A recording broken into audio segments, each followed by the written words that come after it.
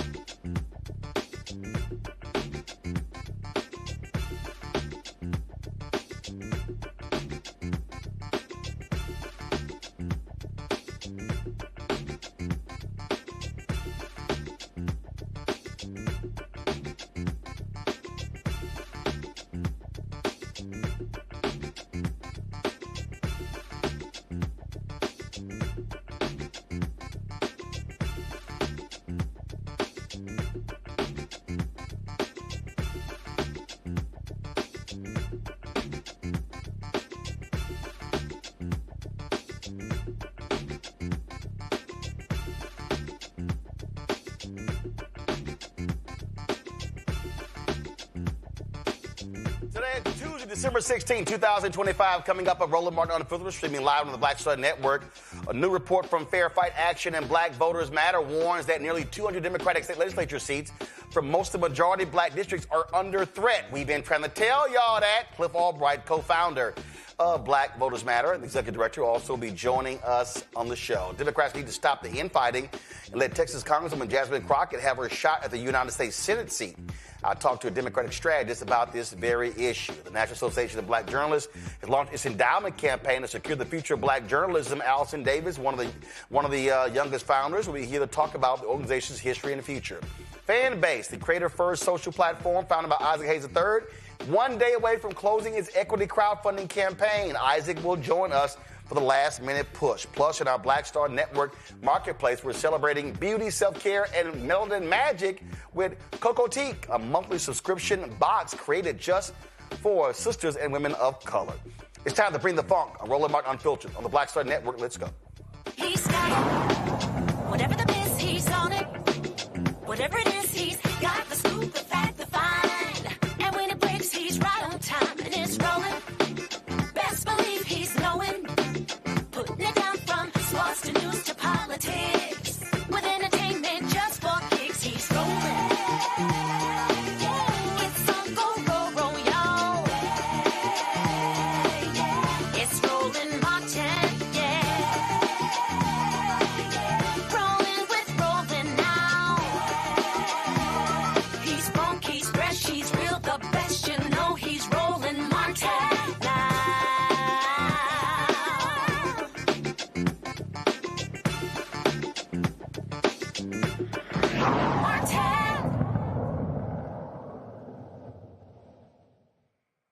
I have been telling y'all for now 11 months there is a massive effort to defund Black America.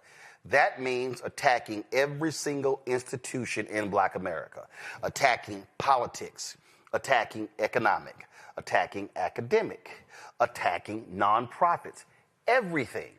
Because the goal of Donald Trump and MAGA is to completely to destroy the black infrastructure that has been in place since the last 60 years, but even really before that. And so a part of this is this recent report from Fair Fight Action and the Black Voters Matter Fund. It lays out the 191 state seats currently held by Democrats, most of them which represent majority black districts. The report, called the Southern State Legislature Effect, highlights concern arising from the Supreme Court's potential ruling in the Louisiana versus Cali decision, which could very well weaken Section 2 of the Voting Rights Act. An earlier analysis suggested that if Section 2 were gutted by the Supreme Court decision, Republicans could very well redraw electoral maps, potentially creating 19 additional Republican seats in the U.S. House. Listen clearly, y'all. That's the U.S. House. But the ruling by the conservative justices could also lead to gerrymandering state maps. But you got to go deeper. County maps, cities, school districts. That's how serious this thing is. Cliff Albright is the co-founder and executive director of Black Voters Matter, joining us now from Atlanta. Cliff, on this show, we have been yelling and screaming this for a very long time. And we have been trying to connect the dots to get people to understand that when you lose political power, you're losing economic power. I was having a conversation today with a book that I'm working on with the writer. And I was saying what people don't understand is that, one, when Republicans typically get in, they believe in smaller government. What then happens is when they get control, they say, let's wipe out government jobs. African Americans, 1 in 5 on the federal level. We also over-index state government, county government, city hall, school district. So if Republicans expand power, you have job losses, public sector. That impacts folks who own homes. That impacts spending. That impacts supporting a nonprofit. That impacts tithing at church. That impacts everything, because we were shut out of corporate America for so long that the places where you typically going to find African Americans making $75,000 or $100,000 are going to be in government. People really do not understand how this one decision is going to have not a ripple effect, a tsunami effect on Black America. Yeah, Roland, I mean, you're exactly right about that. You know, we talked about the impact of what would happen at the congressional level, right? If the Calais case strikes down Section 2 of the Voting Rights Act, basically gutting whatever's left of the Voting Rights Act. And you've made the point that this report talks about the impact at the state level, 191 seats that could be wiped out, you know, almost overnight, right, in these 10 southern states. And as you've just been saying, and the point that I always make is, no matter what your issue is, no matter what it is that you're passionate about, you can't get action on on affordable housing, on education for our children, on living wage, on healthcare.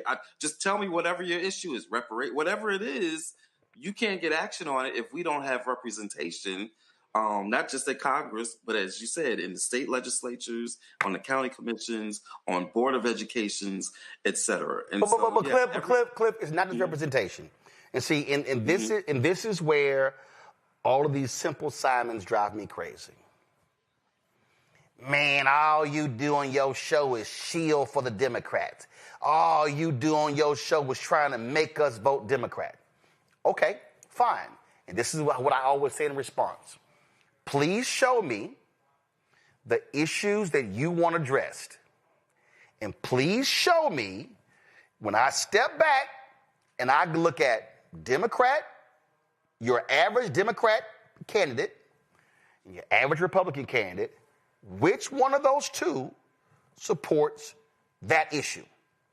Sure. I dare say that if I came up with 10, the generic Democratic candidate is probably going to support minimum 7 of my 10, likely 9 of my 10, and the Republican candidate at best is going to be 2 out of 10 or 1 out of 10.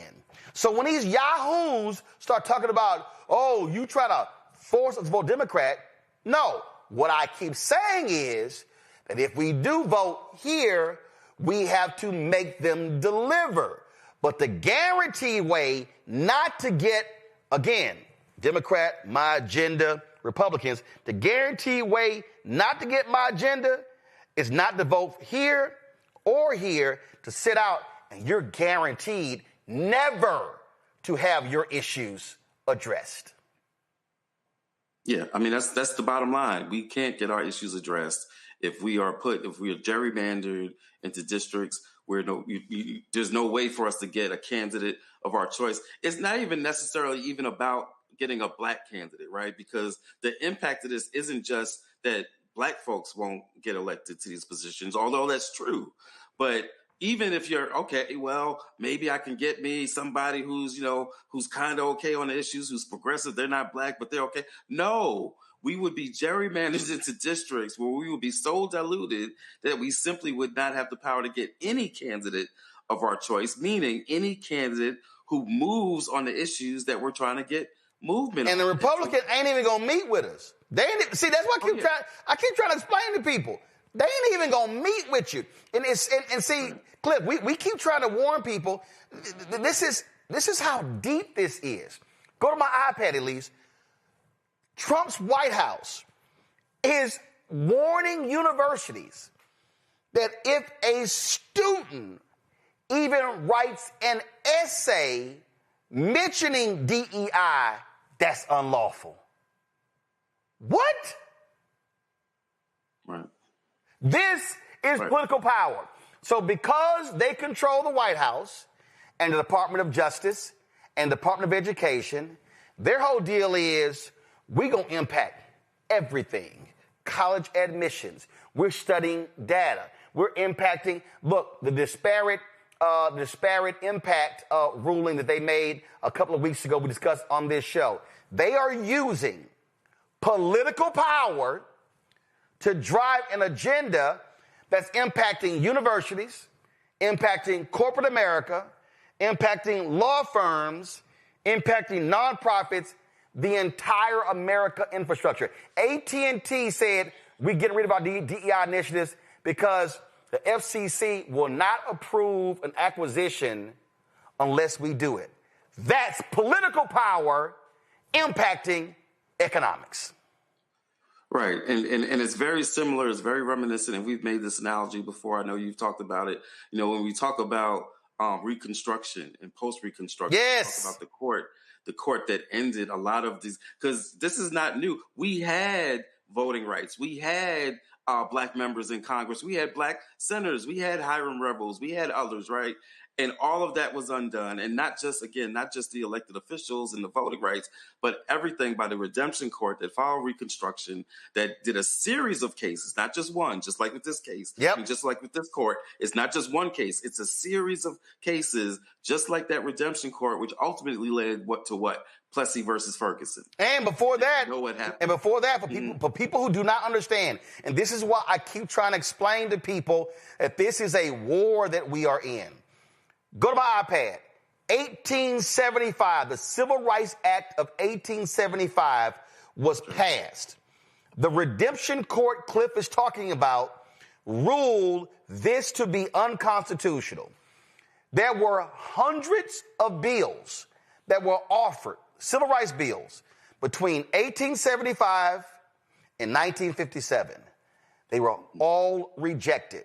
The other day, I listened to, because I picked up Cairo's book, Master of the Senate on the LBJ. And they talked about the speech that Senator Hubert Humphrey, this rousing speech that he gave in 1948 at the Democratic National Convention for them to add civil rights to their plank. Not a single bill. So even the 57 bill was massively watered down. But the 1957 Civil Rights Act, which really is talked about because, frankly, it did nothing, that was the first civil rights bill that was passed since the one in 1875. So what people need to understand, do the math. What we are chancing here is with this Cali decision, this on the federal level, the state level, we may be seeing the wiping out of civil rights for 30, 40, 50, 60, 70 years, because they will control the courts and the legislature / Congress. That's right. And we need to make it clear, like, we got to sound that alarm. I was speaking in a panel a couple of weeks ago where I said, look, you know, we don't try to motivate through fear, right? Because, you know, us at Black Voters Matter, we believe in love and joy and culture and power, right? And so I said, you know, we don't usually like to use fear, but I need you to be a little afraid right now. Like, I need you to have a little sense of urgency. I need you to have a sense of this history that we're looking at, yes, that we went through once, but we're not trying to go through again. And so I need you to feel that, but we don't need to sit in that fear, right? We need to understand the urgency, but then we need to snap out of that moment and get to work. And there are things that we can do to push back against this court by keeping this issue alive. There are things that we can do to push back and fight for federal legislation. Even if we don't have the numbers right now, we still need to push for the federal legislation that we were trying to get a couple of years ago, right? That battle's not over. We need to push for state level voting rights. Even in some of these states that are hostile right now, yes, we still need to organize and push for those things. Doggone, if they can try to get Obamacare overturned 60 times when they knew doggone well they didn't have the votes, then we can still push our agenda and keep our issues on the table, because you can't get the harvest later on if you ain't plant the seeds today. And so we need to be doing this work. We need to be organizing for this legislation. We need to be doing rallies. We got MLK Day coming up next month. We need to be using that holiday to commemorate, yes, but to also push for action on these issues that we're talking about. And we got options that we can do. Get connected to an organization, even if it's not Black Voters Matter. Get connected to Fair Fight Action. Get connected to Southern Poverty Law Center. Support LDF, that has been arguing many of these cases and doing an amazing job. Get with these organizations, because we can win. We can keep this history from repeating itself, but we got to understand that it's possible for this history to repeat itself. We can't have this notion, this American exceptionalism that, oh, we can't go backwards, or this notion that, oh, we've been here before and therefore, we'll just be okay automatic. No, it'll be okay, but we got to push and we got to fight for it to be okay. And if we do that, and if we believe in our power, then ultimately we will win. But I'm not trying to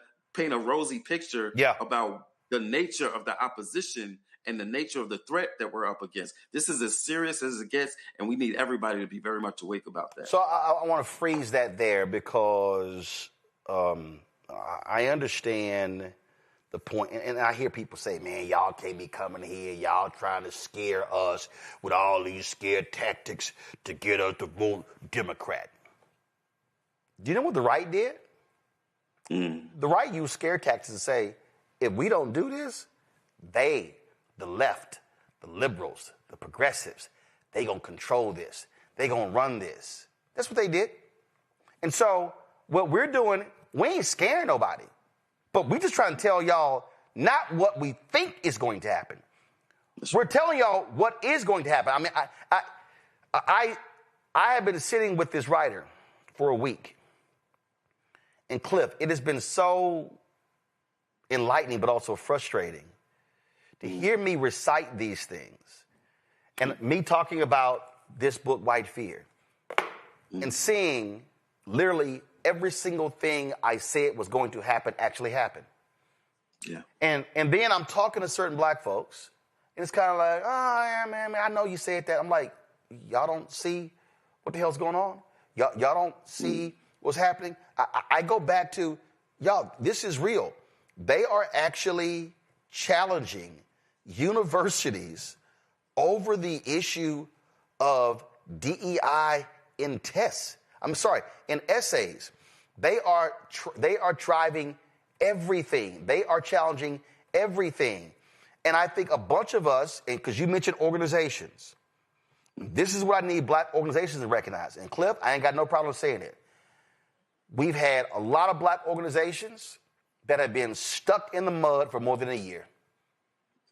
They were not active after Vice President Kamala Harris lost. Black people were saying, hey, where are we going? What are we doing? There are a lot of black organizations that are sitting in silos, only caring about their business.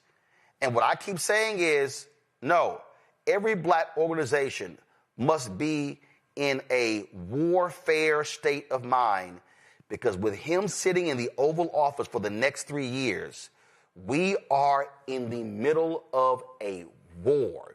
This is the first year of a battlefront, and it's going to be a steady, nasty, bitter, cold, rough battle. And when this decision comes down, and based upon their questioning, we know how they're going to rule, folk have no idea. This generation has no idea what it's going to look like the next day. Right. That's right. And at the end of the day, look, people talking about this country in a slide into authoritarianism and a slide into fascism. And there's two things that I know for sure. One, it ain't a slide. We already there. Right. I mean, in many ways, domestically and internationally. Let's just remember that these people are blowing up boats in the middle of the Caribbean. Right. And so seizing a Venezuelan oil tanker and said, we're going to keep the oil. Damn, y'all, we're going to keep the oil. Right.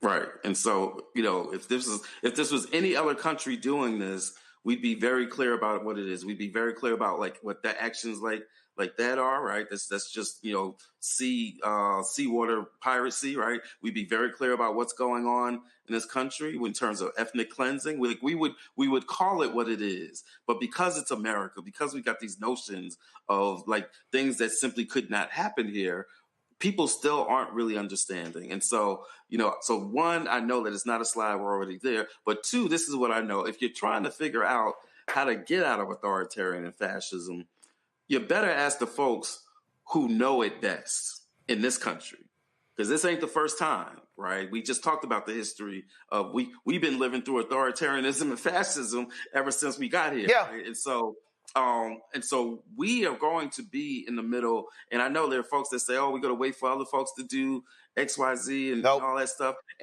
And yeah, those folks need to, we need more folks to be involved, but be clear that there's no battle against American fascism and authoritarianism that can happen that is not rooted in our experience and fighting against it. And at the end of the day, we got us.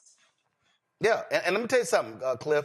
I literally was talking to a sister who's an African immigrant who campaigned aggressively for Trump in 2016 and 2020, 2024. And I said to her, he don't give a shit about y'all. I said, I want to be clear. Now, she wasn't aware, because some other things happened in her life. She wasn't aware of what he said about Somalians. But for everybody to understand, this just came down. They've now added 5 more countries where they're restricting them from coming to the country. Now, you see Afghanistan, Myanmar, Chad, Africa, Republic of Congo, Africa, Equatorial Guinea, Africa, Eritrea, Africa, Haiti, Black, Iran, Libya, Africa, Somalia, Africa, Sudan, Africa, Yemen, look at this, Burundi, Cuba, Laos, Sierra Leone, Africa, Togo, Africa, Turkmenistan, and Venezuela. Look at this right here. On Tuesday, they've added Burkina Faso, Africa, Mali, Niger, Africa, South Sudan, Africa, Syria. Look at that. People, South Sudan facing major travel restrictions. They do not want black people, brown people in this country. They want white people. And not just any old white people, right? They bringing over what? The Afrikaners from South Africa. The apartheid whites. That's right. Which, by the way, keeping in mind that's where Elon Musk is from. Oh, my bad. I'm sorry. An additional 15 countries are also being added to the list facing partial restrictions. Angola, Africa. Antigua, that's a black country. Barbuda, Benin, Ivory Coast, Africa, Dominica, Gabon, Africa, Gambia, Malawi, Mauritania, Nigeria, Senegal, Tanzania, Tonga, Zambia, Zimbabwe. This is what they are doing right now. Yeah. Yep. So reach out if you are watching this, text us, text We Matter to 25225. That's We Matter, one word, to 25225. Hook up with us on our social media, Black Voters MTR, Black Voters MTR. But I'll say it again, this ain't about us. It could be another organization. You want to connect with a local organization? Guess what? We got friends and comrades in like 25 states. Reach out to us and we'll put you in touch with a local organization that you can do some stuff with, right? But we got things that we can do, but we got to do it together, right? We can't do this as individuals. We can't even do it as individual organizations. We got to be in coalition with one another. And I'm going to tell you, coalition is hard, y'all. It is hard work to be in coalition, but it is no longer an option. We have got to do this together. And if we do it together, what our history shows is that we will win. But we got to be clear-eyed about the nature of the threat that we are up against. Based on what you just said, I swear you were listening to my call with this writer. Cliff Albright, I appreciate it, bro. Thanks a lot. All right, man. Going to a break. We'll be right back. Roland Martin Unfiltered right here on the Black Star Network.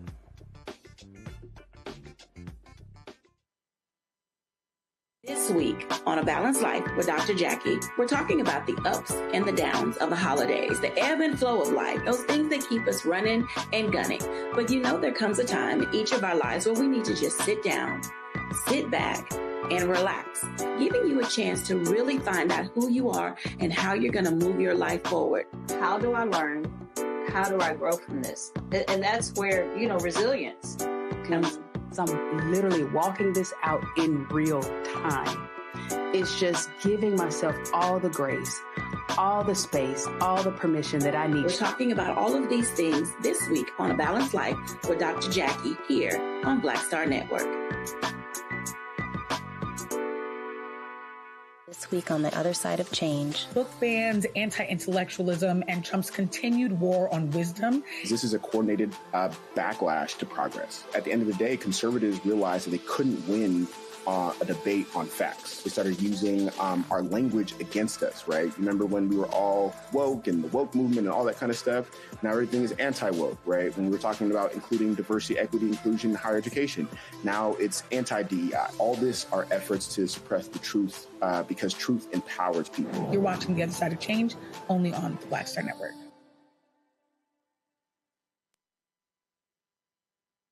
Hello, I'm Bishop T.D. Jakes, and you're watching Roland Martin Unfiltered. 30. Come back to me. All right, folks. We're sounding this alarm because this thing is real. It's real. And there are too many people who are just running around, oh, no big deal, whatever the hell. I'm trying to tell y'all, this thing is real. And we're sounding the alarm because we know what the impact is going to be. History tells us this. When you hear the phrase, history always repeats itself, it does. It does. We have said numerous times, in the history of America, you've never seen a period of black success not followed by white backlash. Never. You've never seen it. And so what we're looking at right now is that very thing. And folk had better wake up and realize this.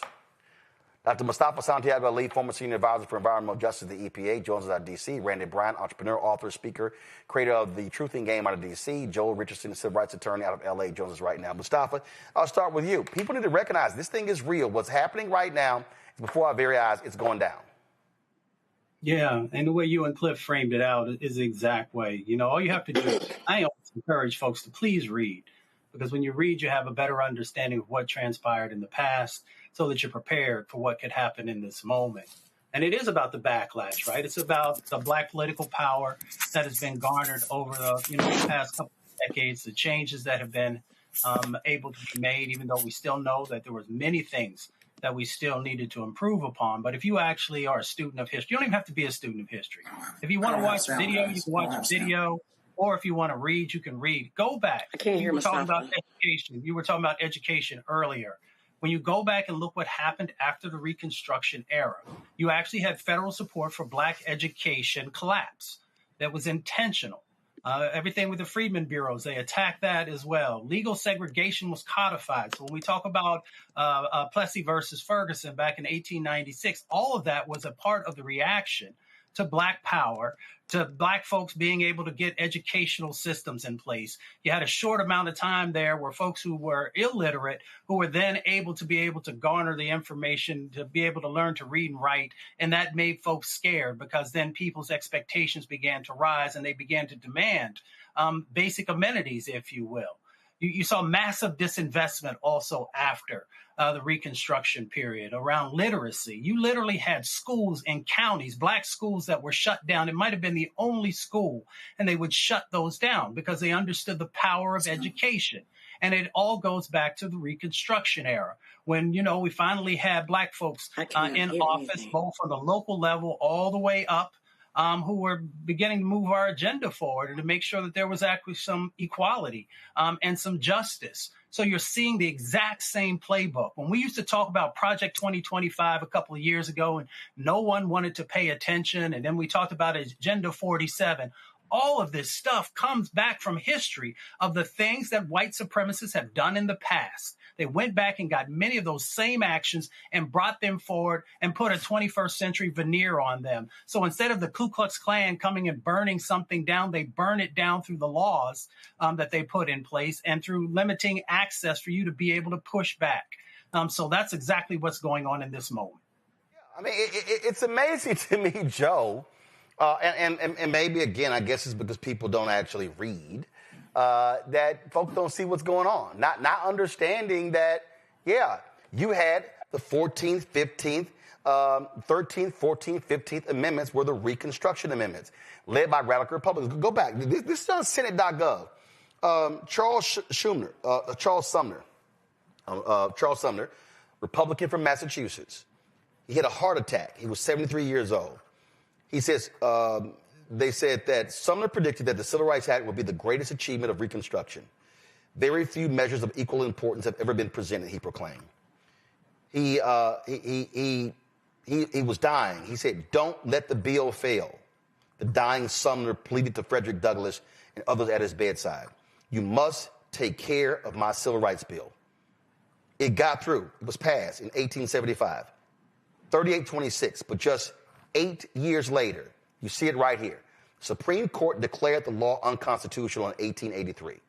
In a consolidated case known as the Civil Rights Cases, the court found that the 14th Amendment to the Constitution granted Congress the right to regulate the behavior of states, not individuals. The decision foreshadowed the 1896 Plessy v. Ferguson decision, in which the court found that separate but equal facilities for blacks and were constitutional. What we are seeing, Joe, right here, is a hard right Supreme Court literally gutting numerous civil rights, voting rights protections. This is absolutely an attempt to have Jim Crow 2.0. And remember, after that 1876 the contested election, in 1877, the Great Compromise of 1877, that's what started Jim Crow. And that lasted for 80 plus years. Yeah, and they're coming back to rewind all of that back if they can. And the hardest part about it is that they're doing it in plain sight. This is something that Project 2025 talks about extensively. People shouldn't be surprised that this is what's going on. But what's the most difficult about it, and you're talking about it, is the lack of urgency that we seem to show related to this. This is it. This is going to change everything and bring us back to a place where it's going to take decades to recover. That's a fact. That is what is happening here, and it is true. Every time I connect this to the Obama backlash and everything else. Every time black folks take a step forward, they want us to take several steps backward, even as they're pushing us back. And interestingly, we must be awfully special because we're 12, 13% of the population. Look at all of the attention that we're getting and the rollbacks that are going on. Look at all the attention that black countries are getting, African countries are getting, as it pertains to these things that, these bans on immigration, on people coming over, paying no attention to white countries at all. Look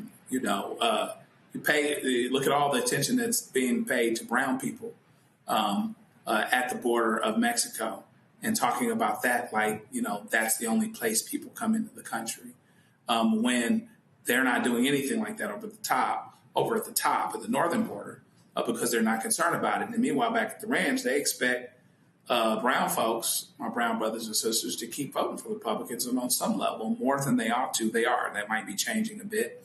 But you look at where we are right now, once and for all, we have to get an urgency. We have to get an urgency, and we have to keep it, because literally it is going to be more than it ever was, governing by the few over the many, doing things that most people don't want, unpopular, attacking everything. And listen, to your point, people talk about, oh, Democrats, this and that, and they aren't doing enough, this and that. Voting rights, if I was a one-issue pony, voting rights would be my one issue, and I would be voting Democratic because of it, because Republicans go out of their way to take away voting rights because they know they're getting ready to be outnumbered. But if we don't vote, them being outnumbered doesn't end up mattering. That's why Texas is so important right now. 61% are people of color. Yep. 60% of the voters are white. We have to make sure we deal with that with urgency from once and for all. And see, the thing that's hilarious to me, Randy, are seeing these millennial white men who, oh my God, that DEI stuff was hurting us and was impacting us, and it's so sad and unfortunate.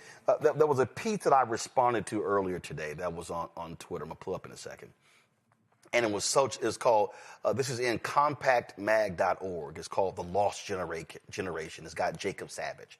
And he writes how, he was scalping tickets, trying to find a career, writing scripts. And then all of a sudden in 2014, 2016, as a Gen X white guy, oh my God, he just couldn't get a job. Look at this here. The doors seemed to close everywhere all at once. In 2011, the year I moved to LA, white men were 48% of lower level TV writers. By 2024, they accounted for just 11.9%. That's lower level. Well, who were the higher level?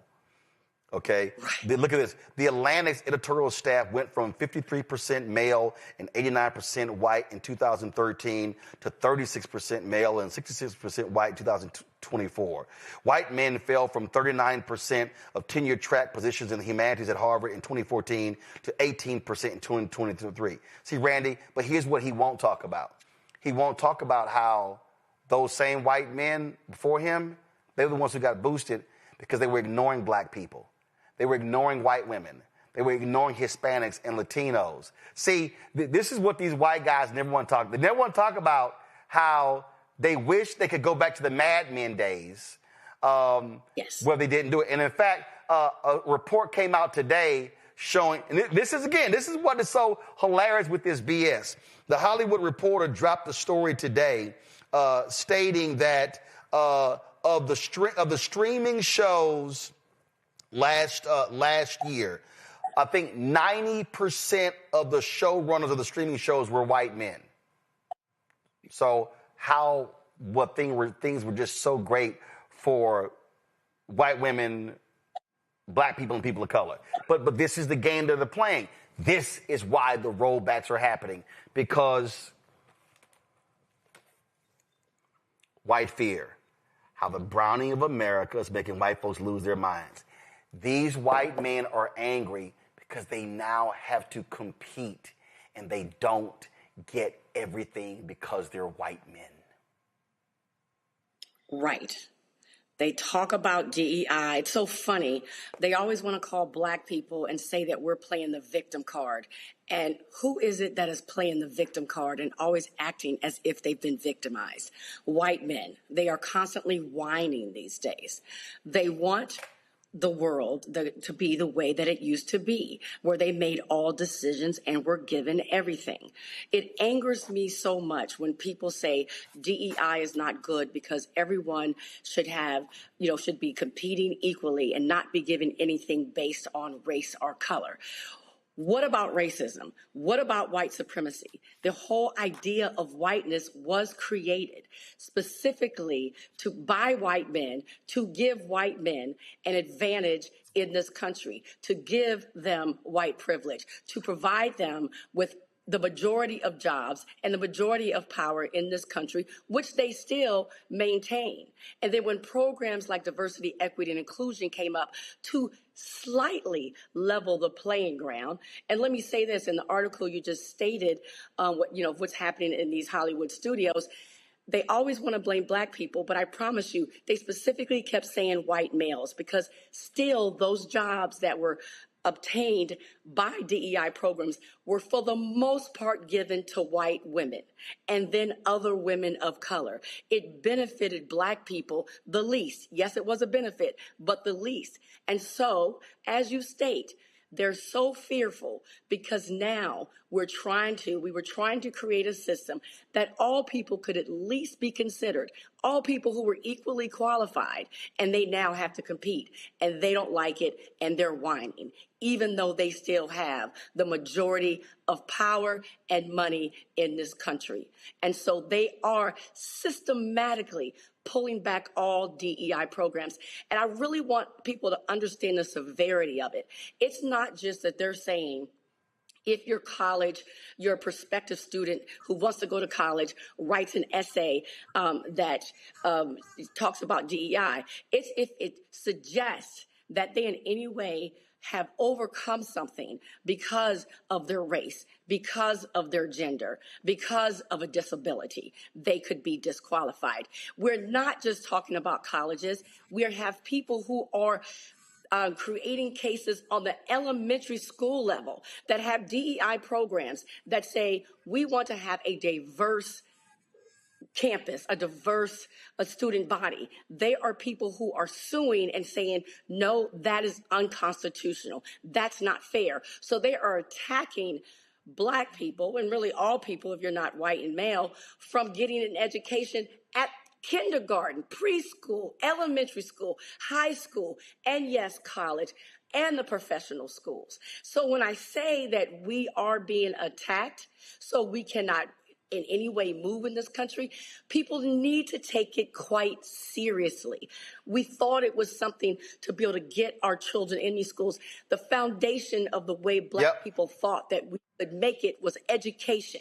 We always said, get something in your head, but they're making it where it's virtually impossible for us to do that and understand it is strategic, it is planned, it was written out. So that is in every area. They are attacking us. And we cannot win a fight or a war if we don't recognize that we are at war and we are being attacked. Absolutely. And it's happening in politics. We come back, quick break. We're going to talk about what's happening in Texas. Well, all of a sudden, folk want the Black woman not to be in the race because they are sure that a white man could actually win it. Or even Latino man. It's all over. It's how stupid it is, y'all. I'm going to break it down next on Roland Unfiltered on the Black Star Network. Said the quiet part out loud. Black votes are a threat, so they erased them. After the Supreme Court gutted the Voting Rights Act in 2013, Republican legislatures moved fast. New voter ID laws, polling place shutdowns, purges of Black voters from the rolls. Trump's Justice Department didn't stop it. They joined in. In 2018, his DOJ backed Ohio's voter purge system, a scheme that disproportionately erased Black voters. Their goal, erase Black votes and political power. Yeah, that happened. These are the kinds of stories that we cover every day on Roland Martin Unfiltered. Subscribe on YouTube and download the Black Star Network app. Support fact-based independent journalism that centers African Americans and the issues that matter to our community.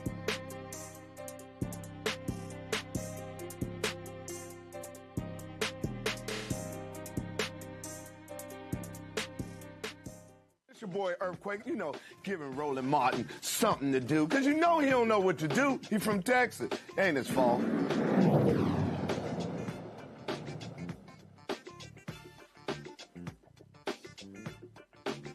All right, y'all, a week ago, Congresswoman Jasmine Crockett announced she's running for the United States Senate, and all of a sudden, man, the haters and the bots all of a sudden came out, and they're talking about Israel and Gaza and all these issues, and now you got a bunch of people saying, oh, my God, there's no way the Black woman can win. Oh, my God, she is just too divisive. Oh, my God, we don't like how she talks, and you read the comments that we're going to lose. We're guaranteed to lose. I'm sorry. Texas has not voted for a Democrat statewide since 1994. That year, 4 Democrats won. They ain't had one since. Not one. So I'm trying to figure out how you somehow are guaranteed to win. Now, here's the deal. What people are concerned about is that on the Republican side, you got crazy, deranged, MAGA Attorney General Ken Paxton, that corrupt fool, who's trying to take out longtime Texas Senator John Cornyn. Now, there are Democrats who believe that, oh, my goodness, that this could be our best chance at winning as a result. Well, that's true. But it's still not guaranteed. So I'm trying to figure out what the hell all the people are talking about. So there was a piece I saw in the Daily Beast that made a hell of a lot of sense, titled, Democrats Must Stop Bickering, Jasmine Crockett Deserves Her Shot. The author of the piece is Kavan Schroff, Democratic strategist, and an attorney. Kavan, glad to have you on the show. This is what was just dumb to me. Here's what I don't understand.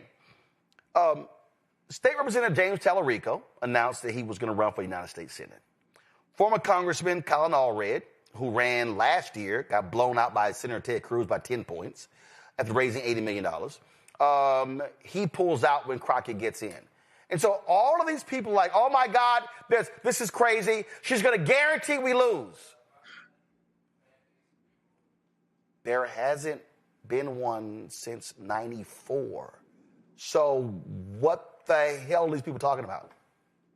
Right, and I think to your point, right, we haven't won in 30 years, so maybe it's time to shake up the playbook. You know, Allred, I think he was an okay candidate last year when he ran against He was awful. Cruz. He was awful. He ran.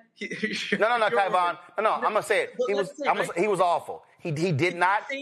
Because it's the same old moderate playbook of trying to win those swing voters at the margins. There you go. And that hasn't worked for Democrats time and time again. And so why not try something new? And I will say, you know, there's a lot of discourse online, as you noted, but when you have a candidate that's digitally viral all the time, like Jasmine Crockett, that says she wants to expand the tent, reach new voters who are disengaged. By the way, the last midterm cycle in Texas, 2022, 10 million registered voters did not show up. So this is about mobilization and reaching those folks. And then third, candidates that speak to truth to power, call out MAGA. When it's a Graham Plattner, when it's a Zoran Mamdani, when it's an Afton Ben, when it's a white person or a man, they get anointed the future of the party. When it's Jasmine Crockett, suddenly everybody's pearl clutching and she doesn't even deserve to get in the primary. By the way, when have you ever heard this said about a white man? She shouldn't get in the primary because she's going to win the primary. That's the problem people have with her. Right. So I'm sitting here listening to these people. And so I pulled up some stuff and I was like, okay, let me take a look. So if I go to, I was sitting here, let me try to find it. Because I was trying to pull up all the names. And so let's see here. And I wanted to pull up, like, who ran last time? And I wanted to see, so we know Beto O'Rourke ran against Ted Cruz in 2018. He lost. Then Colin Allred, and let's be real clear, there were a number of people who ran in the Democratic primary in 2024. Colin Allred did not run unopposed. He had to run in the primary. So I don't get why. Hell, let's see if it's Crockett, Tallarico, who campaigns the best, who makes the best arguments, and then if you win the primary, you go on to the general. Last I checked, that's called democratic process.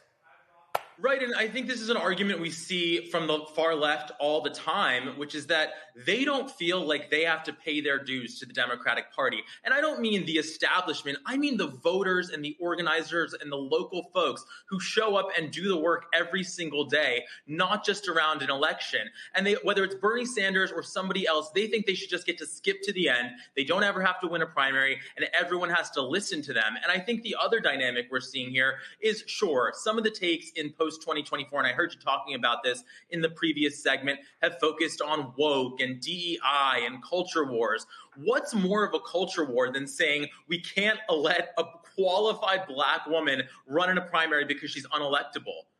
There's nothing more than that. By the way, you want to talk about racism? I think it's so clear when you look at the issue of Gaza and you compare James Tallarico and Jasmine Crockett. This is the issue a lot of folks want to preclude her from joining on.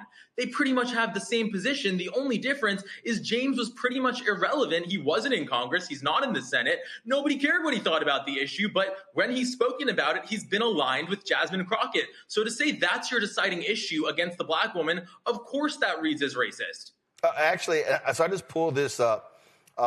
This is right here. Colin Allred, this is just last year, Kyvon. Colin Allred defeated 8 other candidates in the Democratic primary. There were 9 people that ran. Oh, including State Senator Roland Gutierrez. He's Latino. Carl Sherman, who's African-American. You had some white candidates, too. It was 9 people running. So we're losing it because some people, they think, like this one guy posted, James Tallarico is a dream candidate. And I said, can you define for me how he's a dream candidate? I'm still waiting. And again, this is not shading Tallarico. I've been to, first of all, I'm from Texas A&M graduate, okay? And I went down to the state capitol. Tallarico was one of the biggest voices against Greg Abbott's stupid scam voucher bill. I sat with Tallarico in his office and made a video with him. Okay, I'm not opposed to the guy. What I'm opposed to are these ignorant Democratic progressives, and most of the ones I see talking ain't even from Texas. They got no vote whatsoever, opining on a Texas primary when they don't know shit about Texas.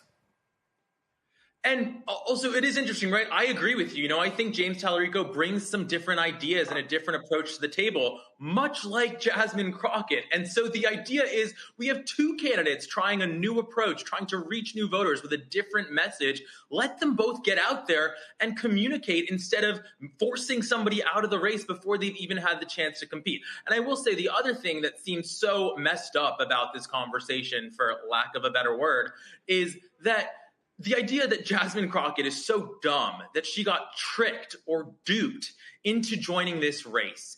And I think, first of all, this is somebody who's gotten themselves elected to Congress. She's an attorney. She's proven at every hearing that she is absolutely aware of her own facts. She knows how to do the research. There's no chance. That's the reality of the situation. Mind you, at the same time, the same critics of her were running around with an NRC SC poll talking about Graham Plattner and justifying his run with that data. So there's just so much hypocrisy in this conversation. And it's interesting to see James Tallarico obviously felt that this is going to be a drag on him, the toxic online mob that's supporting him, that he had to put out a video after Crockett announced, basically saying, we're going to treat her with respect. We're going to talk about our ideas. And I think that's good leadership from him. Of course, are they going to listen? We'll see. Kaivan, I got another one for you. The 2020 Texas Democratic primary. There were 12 people who ran. There were 12 candidates. MJ Hagar and Royce West, State Senator Royce West, they went to a runoff. Hagar beats West, who's African-American, Hagar, who's white. In the primary, she goes on, gets beat by 1.07 million votes. And again, that's the other thing. Okay, so 2020, in this race here, Hagar wins the Democratic primary, loses by 1.07 million votes to John Cornyn. Beto runs against Cruz in 2018, loses by 215,000 votes. Colin Allred, who a lot of these people were saying, oh my God, he's a perfect candidate. Why did Crockett get in? He lost by 960,000 votes to Ted Cruz. So let's see here. So if you're trying to win Texas, let's see. 61% of Texas is minority, meaning Latino and Black, Asian, Native American. But 61% of the people who vote are white. So let's see. Congresswoman Crockett is saying, yo, I'm not trying to compete for Republican voters. I'm not going to be Republican light. What I want to do is go after turnout Democratic voters or go after people who are registered or not registered, but who likely lean Democrat. That, to me, makes some sense because the strategy of converting suburban Republican voters, I haven't seen any evidence that actually has worked. Oh, and by the way, haven't you noticed, Kaivan, how they've now trying to rewrite Beto ran as a progressive? Oh, no, he didn't. By the way, the same people that are clobbering Kamala Harris for daring to embrace Liz Cheney, which, by the way, is a totally overstated rewriting of 2024, they've been hammering her on that for months. They now want Texas Senate candidate, the Democrat, to run the same playbook.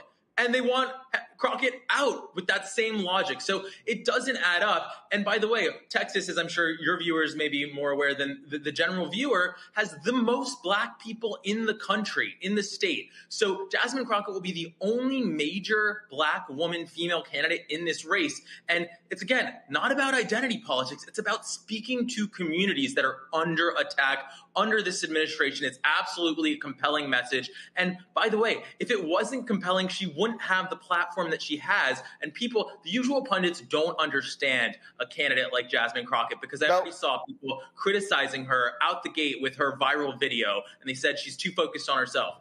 People know who she is. She is a star of the party. And by the way, she's not like a boring candidate who has to get every word in that first launch video. People are going to follow her. They're going to pay attention to her. They're going to hear from her over the course of this campaign all the time.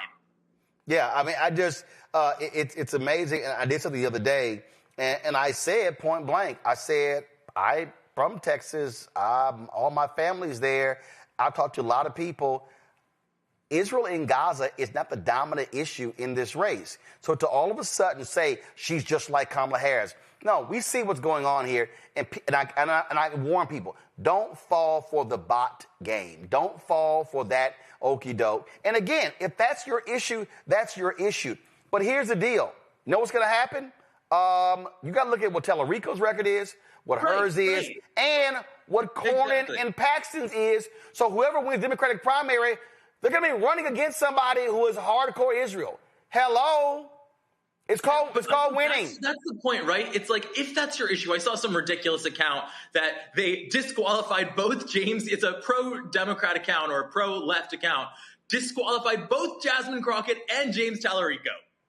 They put a big social media post out with an X on both of them. So what do you want? So you're not part of anything. You don't care. You just want to get engagement. You just want to sort of be a detractor and be angry. But certainly that approach is not a solution where, okay, Democrats have no candidate that meets your purity test. But to your point, if you compare these candidates on that issue and you say it's your issue and somehow you magically come down that only Jasmine Crockett is disqualified, then we have to talk about your other biases and incentives there because it's so blatant. They have the same position.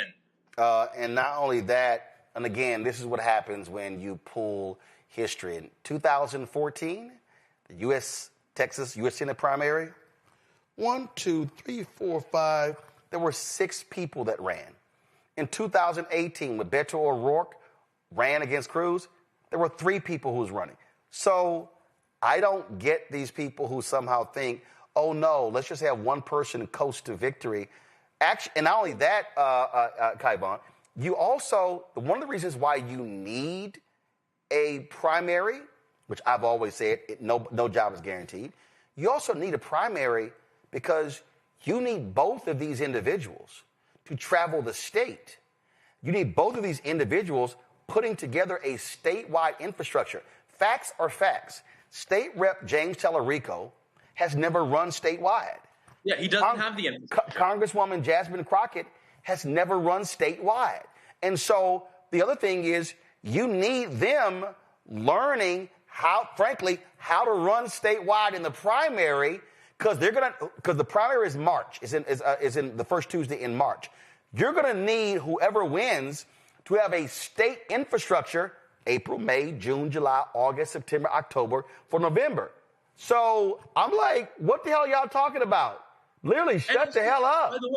By the way, I don't understand the people that think James Tallarico would have this locked down. He's exciting. He's viral. Yes, have a bunch of people seen him go viral in 30 to 60 second clips, sort of doing Bible jujitsu on Republicans and saying, oh, you say this about the Bible. Here's what it really means. And do I like to see that every once in a while? Sure. Is that going to carry him through a general election and a Senate race? Is he good in a debate? Can he actually throw a punch? I haven't seen any of that. So I'm not saying he's a bad candidate, but a primary will at least test both of them. And the reality is Jasmine Crockett has a lot of the skills that we've seen are effective. And by the way, she may be running against a major criminal, right? Ken Paxton. So she would be well positioned to prosecute that case uniquely. We haven't seen that skill set from James. Yeah, to me, it's laughable and it's crazy. And there's no such thing as, oh my God, she's going to guarantee we lose when you haven't won. And I think the other thing too is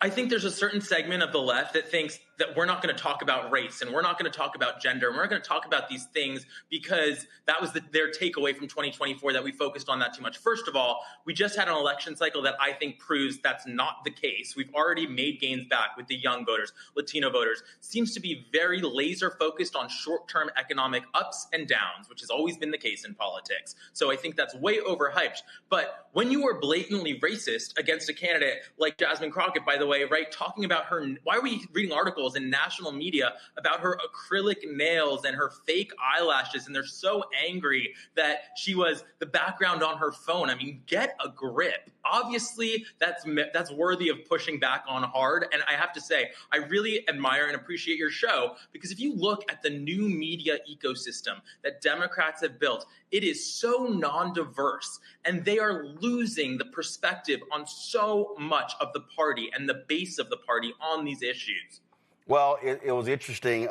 Just today, I saw this graphic that somebody posted that was very interesting about all of these Democratic candidates who want to run for president and the podcast that they were appearing on.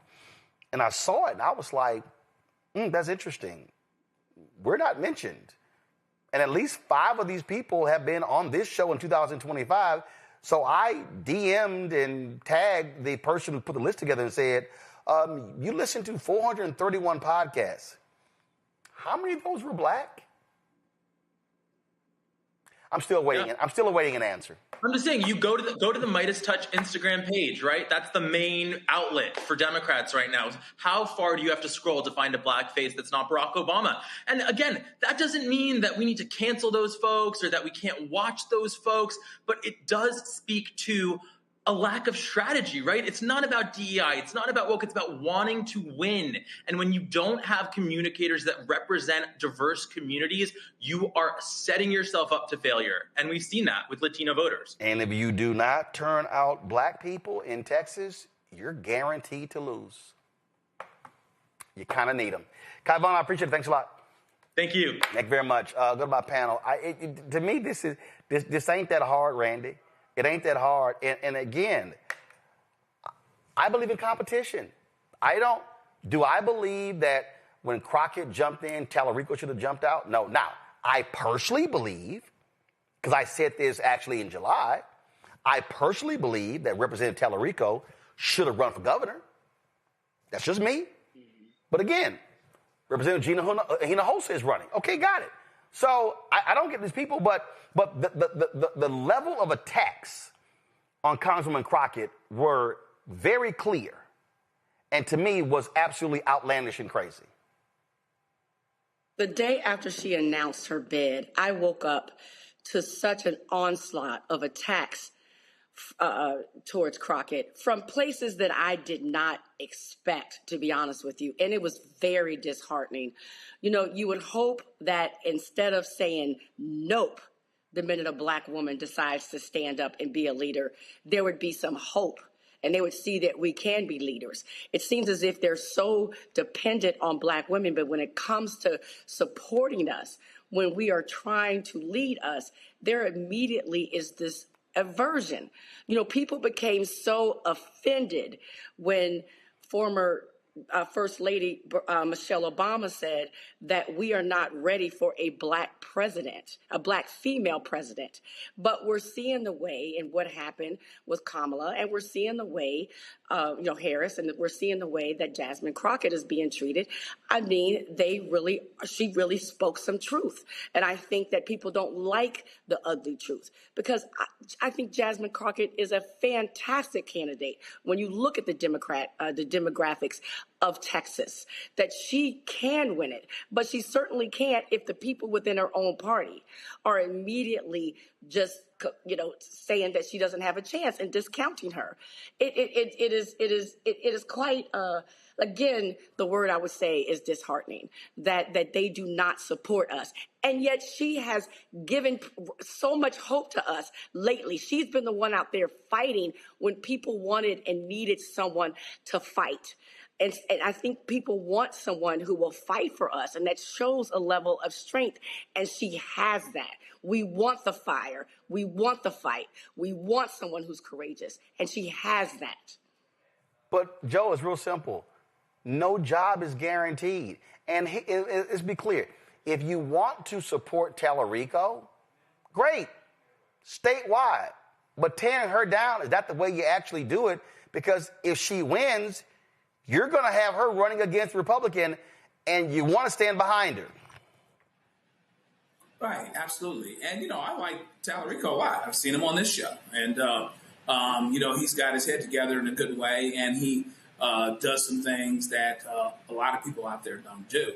I think him and Crockett, Jasmine Crockett, ended up making each other better candidates, actually, even though there's an idea maybe he should have run for governor. But that being said, I think they end up making each other better candidates.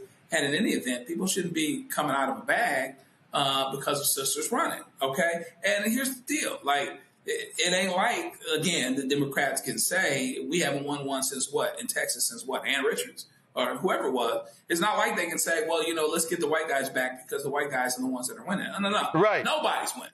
So they got to do something different any way you look at it. And why not have somebody up in there that's fighting and that's doing what needs to be done and that can connect to people? So, and then let the people decide. But there is some fear that the Republicans have. The Democrats fear that they fear that she'll lose. But maybe they also fear what the Republicans feel. There's some white Democrats out there that don't want the sister to win, maybe. And so let the people decide. Let all the people decide. And the great thing about Jasmine Crockett is that I think she can bring more people to the table to vote. Folks that are going to be excited about voting, that are going to want to vote, and that they see an actual fighter. Because right now, the reason why Jasmine Crockett has the lane that she does, she did what she did anyway. The reason why she's getting so much national attention is because she's a fighter. It's because she is in Donald Trump's cranium. Donald Trump probably talking about her behind closed doors right now, like she has a tail. She is in his brain, big time.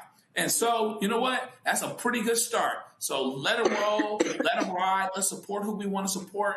And, Democrats don't seem to know how to win in Texas anyway. So, hell, let's try something else. This is what I always say when you have stuck on stupid Democrats, Mustafa. Well, Black brilliance, Black excellence is always threatening, right? So I'm not going to take anything away from the other candidate who will be a part of the primary or others who might get in. But all we have to do once again is look at history and remember all the challenges that Shirley Chisholm went through, right? Whether when she was running for the House or when she was running for the presidency, folks had all these reasons why she shouldn't do it, why she wasn't qualified, why she would probably end up losing. So all you have to do is then also take a look here in this moment. You see a number of the very same things from people inside of the same parties who are saying the same things about Jasmine Crockett, even though she is proven to be a 21st century candidate, right? Because she's been able to be elected. She's been able to mobilize individuals. She's been able to bring a set of energy that many other candidates would love to be able to have. So, we'll have a fair process, which we always talk about. But at the same time, let's understand those additional hurdles that folks continue to put in front of Black women when they run for office. Well, I'm just sitting here just laughing again when I look at all of these candidates and the people who ran, and I just see name and name and name and name. And I'm just like, if y'all even just check the facts, there were multiple candidates. In fact, the only race that I found, the only year I found so far where there were fewer than 4 candidates was 2018 when there were 3. So having 2 this year, that's actually the smallest number they've actually had running the primary in 20 plus years. But that's called facts. All right, I got to go to break. We come back. 50 years of National Association of Black Journalists. We'll talk to one of the founders next. You're watching Roland Martin Unfiltered on the Black Star Network. Support the work that we do. Join our Bring the Funk fan club. Your dollars are critically important for us to do the work that we do. And listen, money comes back into the show. We just, we're trying to hire, we're launching a daily noon news show. That's going to launch in January. We're launching a health show. It's going to launch in January. We just sent out offer letters for 2 staffers, 2 producers. We're looking at another producer. So we're trying to build this team out. And the reality is we don't have millionaires and billionaires cutting us checks. We don't have a big corporate partner as well. So your dollars really are important, and y'all have been amazing since we launched this show. In 7 years, our fan base has contributed in excess of $4.5 million. And so all of those checks and money orders and deposits on Venmo and PayPal, Cash App, PayPal has been hugely important. And so we want you to continue that support. If you want to support us via Cash App, use the Stripe QR code. You see it right here. You can use the Stripe QR code for credit cards as well. PayPal is R. Martin Unfiltered. Venmo is RM Unfiltered. Zelle, Roland at RolandSMartin.com. Roland at RolandMartinUnfiltered.com. Checks and money order. Make it payable to Roland Martin Unfiltered. P.O. Box 57196, Washington, D.C. 2003 7-0196. Back in a moment. Next on the Black Table with me, Greg Carr. America is being reshaped in real time by a group of 6 people, unelected and without any checks and balances. By the end of the current Supreme Court session, education, the workplace, who gets to elect our leaders, and so much more could radically change. This week, we reconvene our legal roundtable and look at what the new America may look like and how we should respond. That's next on the Black Table, right here on the Black Star Network. Hey, what's up, everybody? It's Godfrey, the funniest dude on the planet. And you're watching Roland Martin Unfiltered.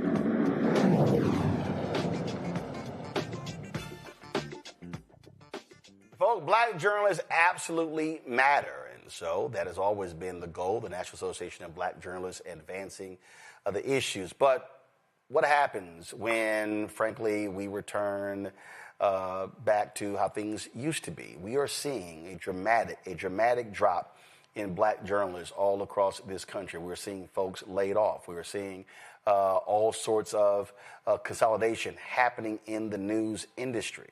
And so what is the path forward? One of the folks who's been in the business, she was, again, one of the 44 founders of NABJ at that meeting in Washington, D.C. in 1975 is Allison Davis, spent time working at a number of media institutions, including NBC Today's Show. She joins us right now. Allison is probably more of a tech geek than I am. That's and probably by. Oh yeah, I have something new to show you. I knew you had something. I knew you had something. I have something new. Hey, yeah, I got a little something new to show you. What is that? That's the Insta360 Ultra. The Insta360 Ultra. Oh, I already have that. Hold on. Let me see it again. Let me see it again. It pops out? Yep. Let's see, pop it out. All right, sis, you want to sit here. So I told y'all, come on, go to that wide shot. So, sis, Allison want to sit here. Allison want to sit here and play. Okay, since you want to sit here, hold on. See, I wasn't even trying to go here. Let's see here. You mean that Insta360 right here? You mean this bad boy right here that I can just pop right on out and sit here and where's a body camera so we can go ahead and do that one. Oh, that DJI Action 6 is on order. It'll be coming in real soon. Let's see. Let me see. Hold up. Sis, you're going, let's see here what I got. So, I carry. See, y'all got to understand, I'm always ready for something. See, so we go back. So this is the DJI Action 2 right here. That's been around a while. Then, of course, we got that original Insta360 right here. I got that, but I got the 360 Insta360 3S. Okay, and we go ahead and got the GoPro 360 Hero right here. Let's see here. Hold up, I got some other stuff in here now. So I was doing a Zoom earlier, so I took up my Action 4 and 5, but I got them in here. So yeah, we always ready. We always good to go. Then of course the DJI microphone right here. Yeah, mine. Yeah, I'm actually charging mine right now. For a shoot tomorrow. But this is the mini. I have the regular DJI too, but this is the mini. Oh, really? Oh, you mean the mini? Yeah. You mean the mini? We got the mini too. But one of the things that I'm very involved in now, Roland, is stabilizers. So right. I'm sure you have. Right. Well, we just ordered a. Wait. That comes out. Oh, does it have a tripod in the end? Oh, who cares about that? Does it have a tripod? Oh, hold up now. See, y'all. It does not. See, Allison, you're going to sit here. Let me just go. Since you just want to go ahead and show off. You mean like something like this here? That's also a tripod that can hold a phone, that can also be vertical and horizontal. Yeah, but what you need here is the magnet. So you don't want to keep clamping down stuff on your iPhone. You want the magnet. No. See, and you want to be able to put accessories on it as well. No. See, I don't do the magnet. I don't do the magnet because that sucker can slip off, fall off, demagnetize. No, I believe in screwing that sucker. No, I've never had a problem with it. I believe in screwing that sucker in tight. So we can always be good to go. And then of course, when you standing around so much, sometimes, you got to go ahead and make sure you massage your back. This on the back too. So anyway, yeah. So Since we gonna go there, let's talk about it. But on that point, I want to go there because the reality is. And you've been one of the folks, I've been screaming it for years, that what today's black journalists are going to have to do, and if they're not, they're way behind, is understand how the business has shifted. This is not 1975 or 85 or 95 or 05. You really don't have newspapers anymore. I keep saying, I said it in NABJ, stop saying you work for a newspaper, a TV station, or a radio station. No. You work for media companies because a TV station is doing written stories, they're doing audio, they're doing photos. Radio people are hitting me for interviews. Can we get you on Zoom? I'm like, what happened to me just calling in? And so today's black journalists, whether they are in the business or they're a student who are getting ready to graduate, they all stuff that we were just sitting here joking about, they have to know what all this stuff is, how to use it, and how it actually builds and advances their career. Well, Roland, every year at convention, I do something called the innovation bubble. And one of the things that I have realized is that it just continues to grow. We're getting folks, and we have a lot of, a lot of competition, but we manage to just get folks. Yeah. And it is so funny. I remember, I guess it was 2017,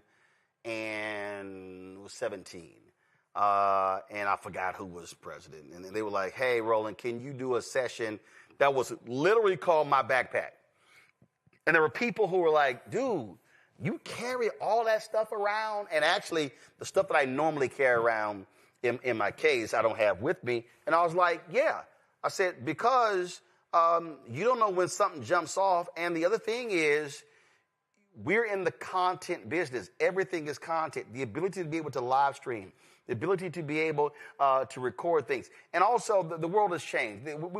This is no longer about, oh, no, we need to have the lines of resolution. It needs to be this. Listen, that thing left a long time ago, now it requires for the journalists to have to think the who, what, where, when, how, and why, but also the tech piece to understand how they both merge. Right. I got to pull this up, so I want you to speak to this here, just so people, let me see if I can find it. You know exactly what I'm about to pull up. If y'all want to understand how hilarious this is, so let's see, hold up. Let's see. Katie Couric. Oh. You know what I'm about to pull up? Yes, I do. So just so y'all know, Katie Couric and Today's Show and internet. So y'all, when the internet became a thing, there was a conversation on the Today Show about it between Katie Couric and Bryant Gumbel. Like, what is this thing called the internet? Go to my iPad. Go. As I was doing that little tease. All right, here we go. Back now at 56 past, I wasn't prepared to translate that as I was doing that little tease. Oh, that's that little mark with the A and then the ring around it. At. See, that's what I said. Mm-hmm. Katie said she thought it was about. Yeah. Oh. But I'd never heard it. I'd never heard it said. I'd always seen the mark, but never heard it said. And then it sounded stupid when I said it. Violence at NBC. I heard around or about in the lunchroom the other week. There it is. Violence at NBC. GE.com. I mean. Well, Allison should know. What do you is say internet about anyway?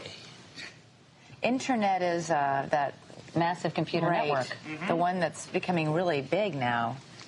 So y'all heard Katie Curry say, Allison should know. Well, this is Allison she was talking about. That was 31 years ago. And now, Allison, we're at the point where literally AI is taking video and taking stuff and turning it into written stories. It's improving the quality. It's taking a photo and turning it into a video. It has to blow your mind every time you look at that clip and to know how crazy things have gotten in the last 31 years. No, absolutely. And I have to tell you that, I do spend a lot of time looking at AI, dealing with AI. I'm also someone who judges scholarship applications. And I'm also noticing how those scholarship applications are being used, how they use AI. I mean, there's one scholarship application that I review on a yearly basis. And truth of the matter is that there are 5 essays. And 4 of those essays are the most amazing, literal, it's like Shakespeare. And then the 4th one is their own writing. And you can tell that they have used AI. So I think that's really... So let me ask you a question. When you see that, do you penalize those who are using AI to that extent? I identify it. It's not up to me to penalize other than to say this person has used AI. And most of the scholarship organizations now are asking that question. They, do you suspect AI? And when I do suspect AI, I will say that. I'm not the only judge, though. Well, I'll be penalizing because, again, original thought is kind of important. On that point, when you look at where NABJ is, and I was having this conversation earlier with Cliff Albright. He was talking about how organizations are going to have to come together and then begin to work together. What I keep saying is that our black organizations cannot survive living in these silos. That we're going to have to say, hold up, what are y'all doing? So if you're a business group, okay, how do we partner with you? A tech group, how do we partner with you? As opposed to trying to figure out ourselves, because you have all this capacity, we have to be utilizing our expertise, and it has to be moving this way as opposed to just sort of living in our own world. Your thoughts on that? I agree with you, but I also think we have to strengthen ourselves as we grow, and as we continue to be impacted by the politics of this country. We are. There are people who very clearly, use, I call Trumponian tactics to run an organization. I would like to see us to become a lot stronger. So when we are sitting at that table, we are at the head of that table. And I frankly, confident now, Roland, you're in the executive position in the organization. And I think you understand the importance of us strengthening ourselves as an organization before we get gobbled by other organizations. And I think that, we're at the point where we're close to strengthening ourselves, but, there's still a lot of issues, as you know, that we have to deal with before we begin to come together as a group. Absolutely. Questions from our panel for Allison. Joe, you first. Great to see you. What advice? Let's just play a game and act like, I've got somebody coming up that might be a daughter, about 24 years old, member of NABJ in her second city at NBC Louisville.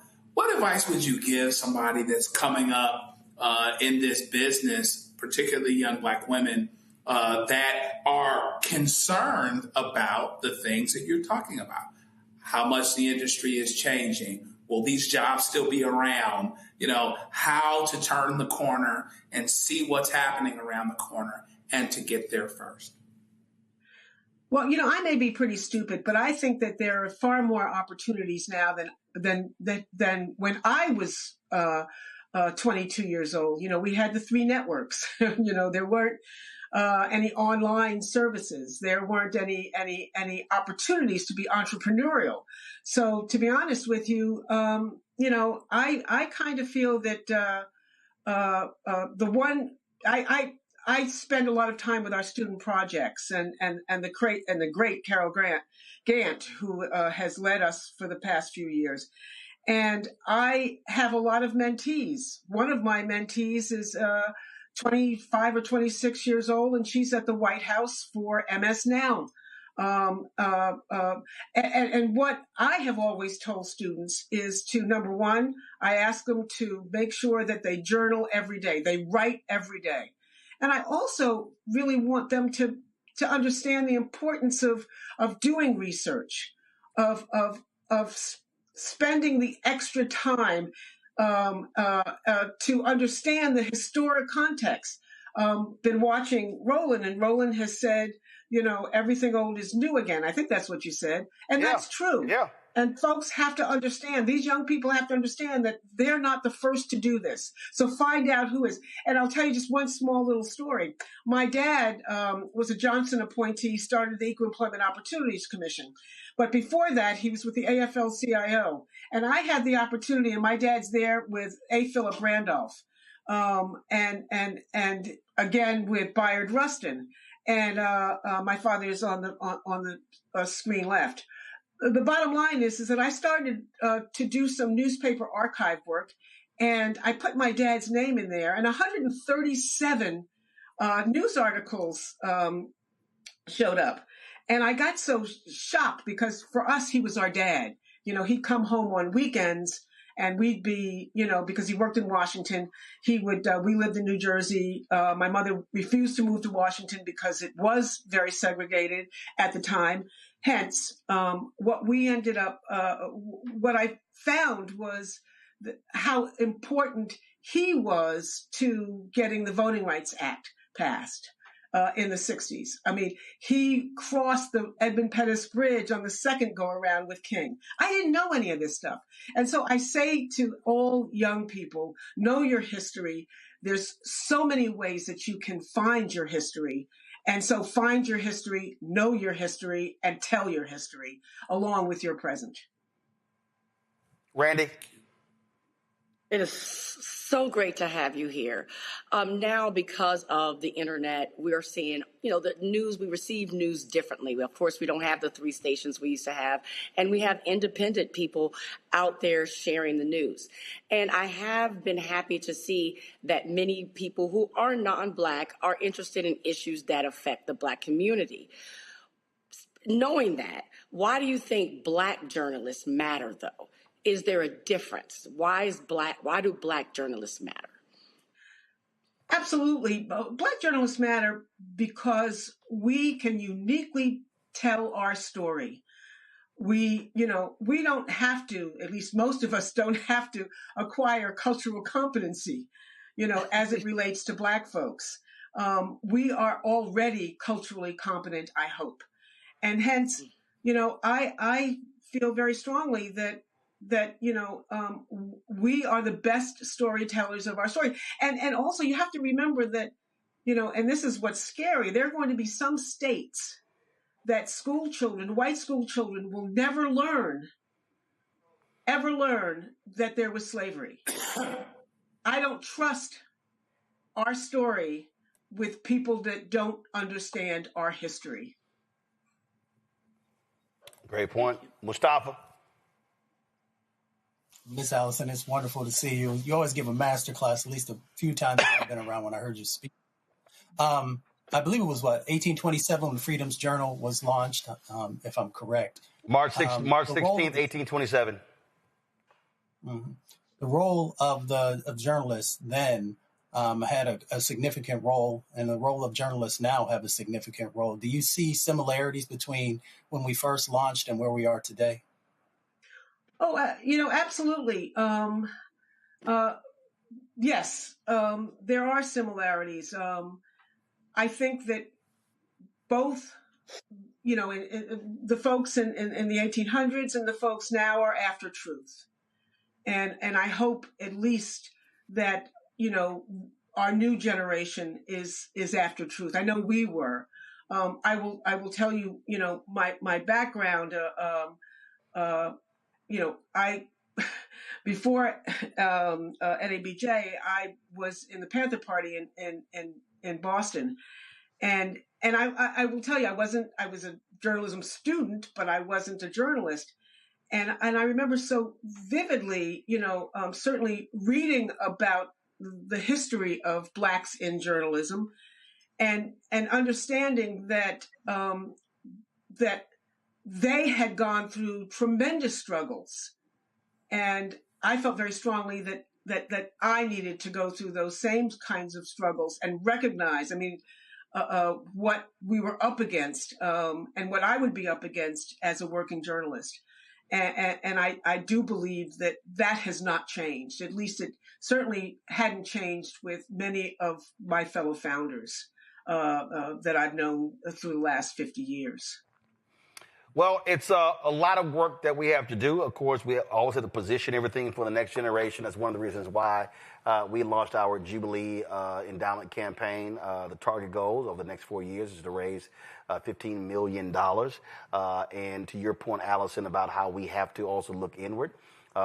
We created a golden circle. The goal is to get 100 members of corporations. If they contribute $100,000 each, that's at $25,000 a year. That would raise $10 million of the $15 million endowment right there. And so that's really what the target goal is.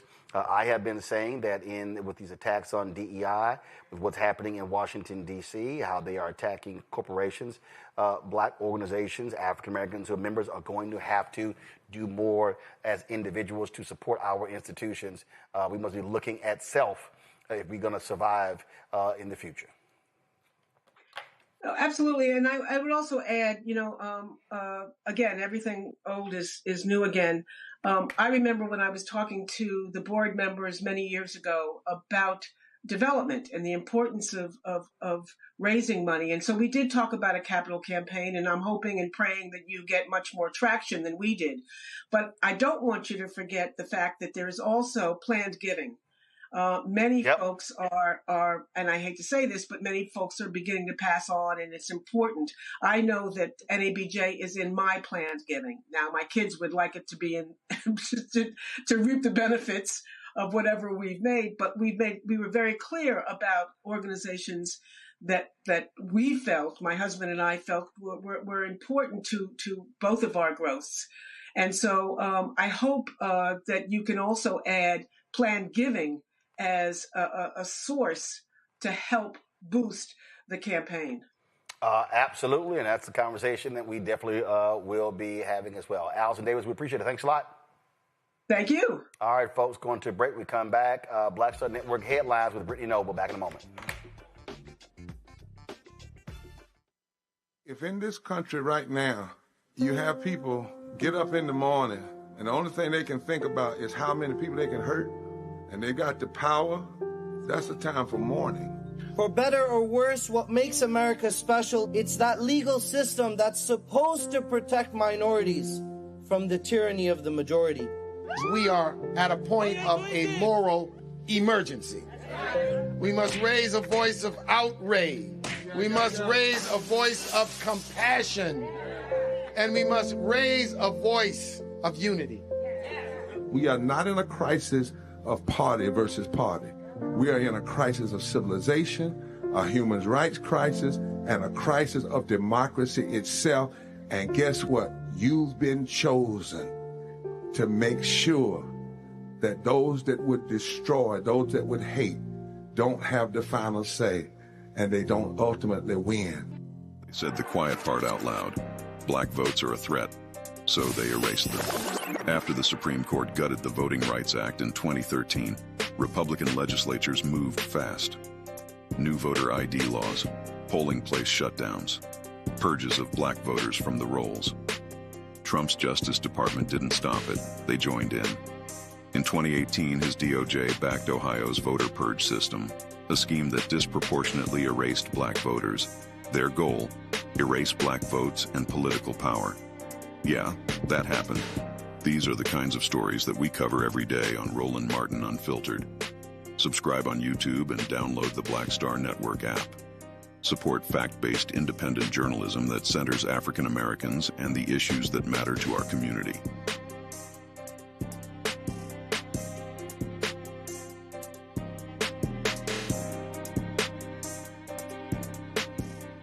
This week on A Balanced Life with Dr. Jackie, we're talking about the ups and the downs of the holidays, the ebb and flow of life, those things that keep us running and gunning. But you know, there comes a time in each of our lives where we need to just sit down, sit back, and relax, giving you a chance to really find out who you are and how you're going to move your life forward. How do I learn? How do I grow from this? And that's where, you know, resilience comes. So I'm literally walking this out in real time. It's just giving myself all the grace, all the space, all the permission that I need. We're talking about all of these things this week on A Balanced Life with Dr. Jackie here on Black Star Network. If in this country right now, you have people get up in the morning and the only thing they can think about is how many people they can hurt, and they got the power, that's the time for mourning. For better or worse, what makes America special, it's that legal system that's supposed to protect minorities from the tyranny of the majority. We are at a point of a moral emergency. We must raise a voice of outrage. We must raise a voice of compassion. And we must raise a voice of unity. We are not in a crisis of party versus party. We are in a crisis of civilization, a human rights crisis, and a crisis of democracy itself. And guess what? You've been chosen to make sure that those that would destroy, those that would hate, don't have the final say, and they don't ultimately win. Hey, I'm Tasha Cobbs, and you are watching Roland Martin Unfiltered. But I need a little filter. I need something. Blow me out. Make me look 35.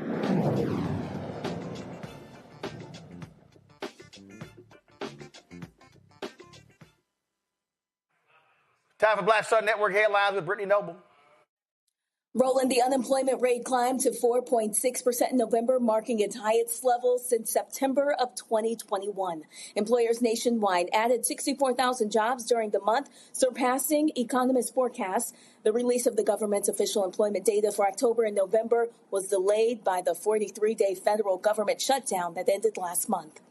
Well, the U.S. Department of Housing and Urban Development has opened an investigation into the city of Boston's housing policies, alleging that the city prioritized people of color in ways that may violate federal anti-discrimination laws.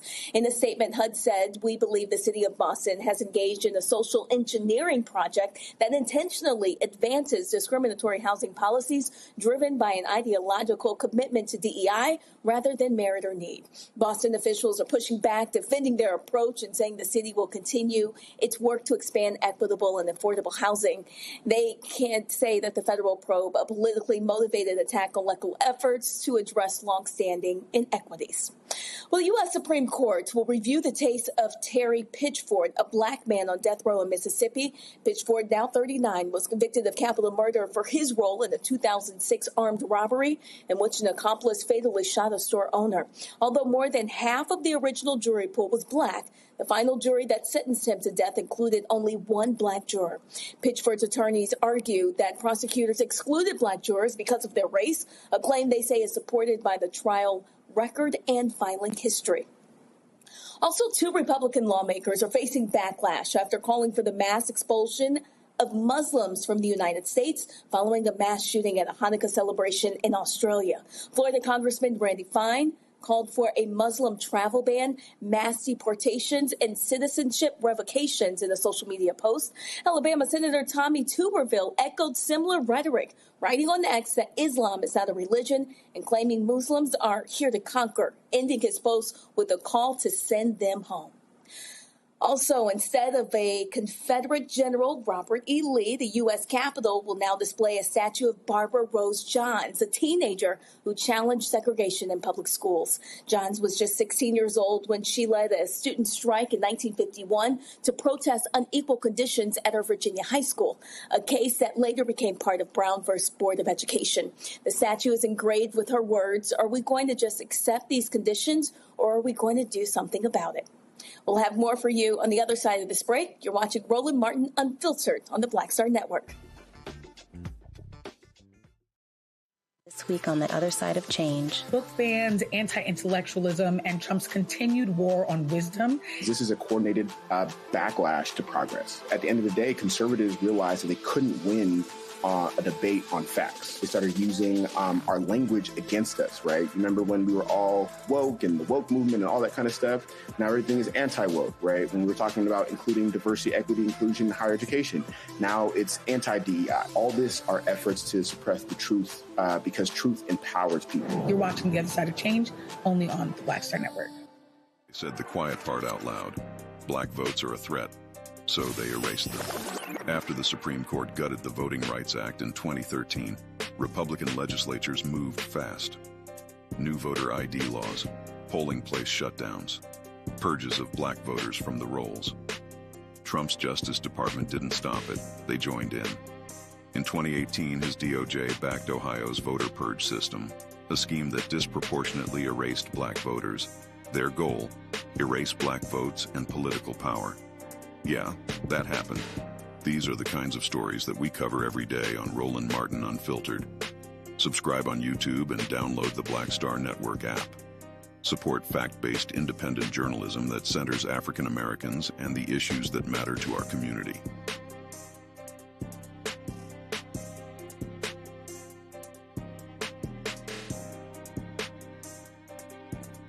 Michael McMillan, President and CEO of the Urban League of Metropolitan St. Louis, and you are watching Roland Martin Unfiltered.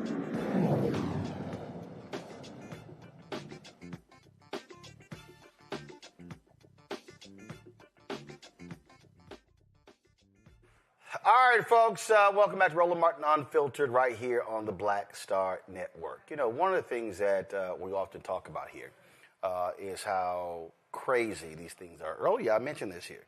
Okay, what's happening there in Boston? It's been 2 more years since the Supreme Court ended race-conscious affirmative action. The Trump administration is now ramping up pressure on colleges to prove they are not considering race in admissions. The White House has demanded detailed admissions data and is escalating its crackdown on DEI in higher education by targeting personal essays where students discuss race or identity. How about freedom of speech? MAGA officials argue that essays highlighting diversity as students of color, adversity as students of color, amounts to ban discriminatory practices that circumvent the court's ruling. No, it doesn't. Since the 2023 decision, black and brown enrollment has dropped sharply at 20 selective colleges, Ivy League schools.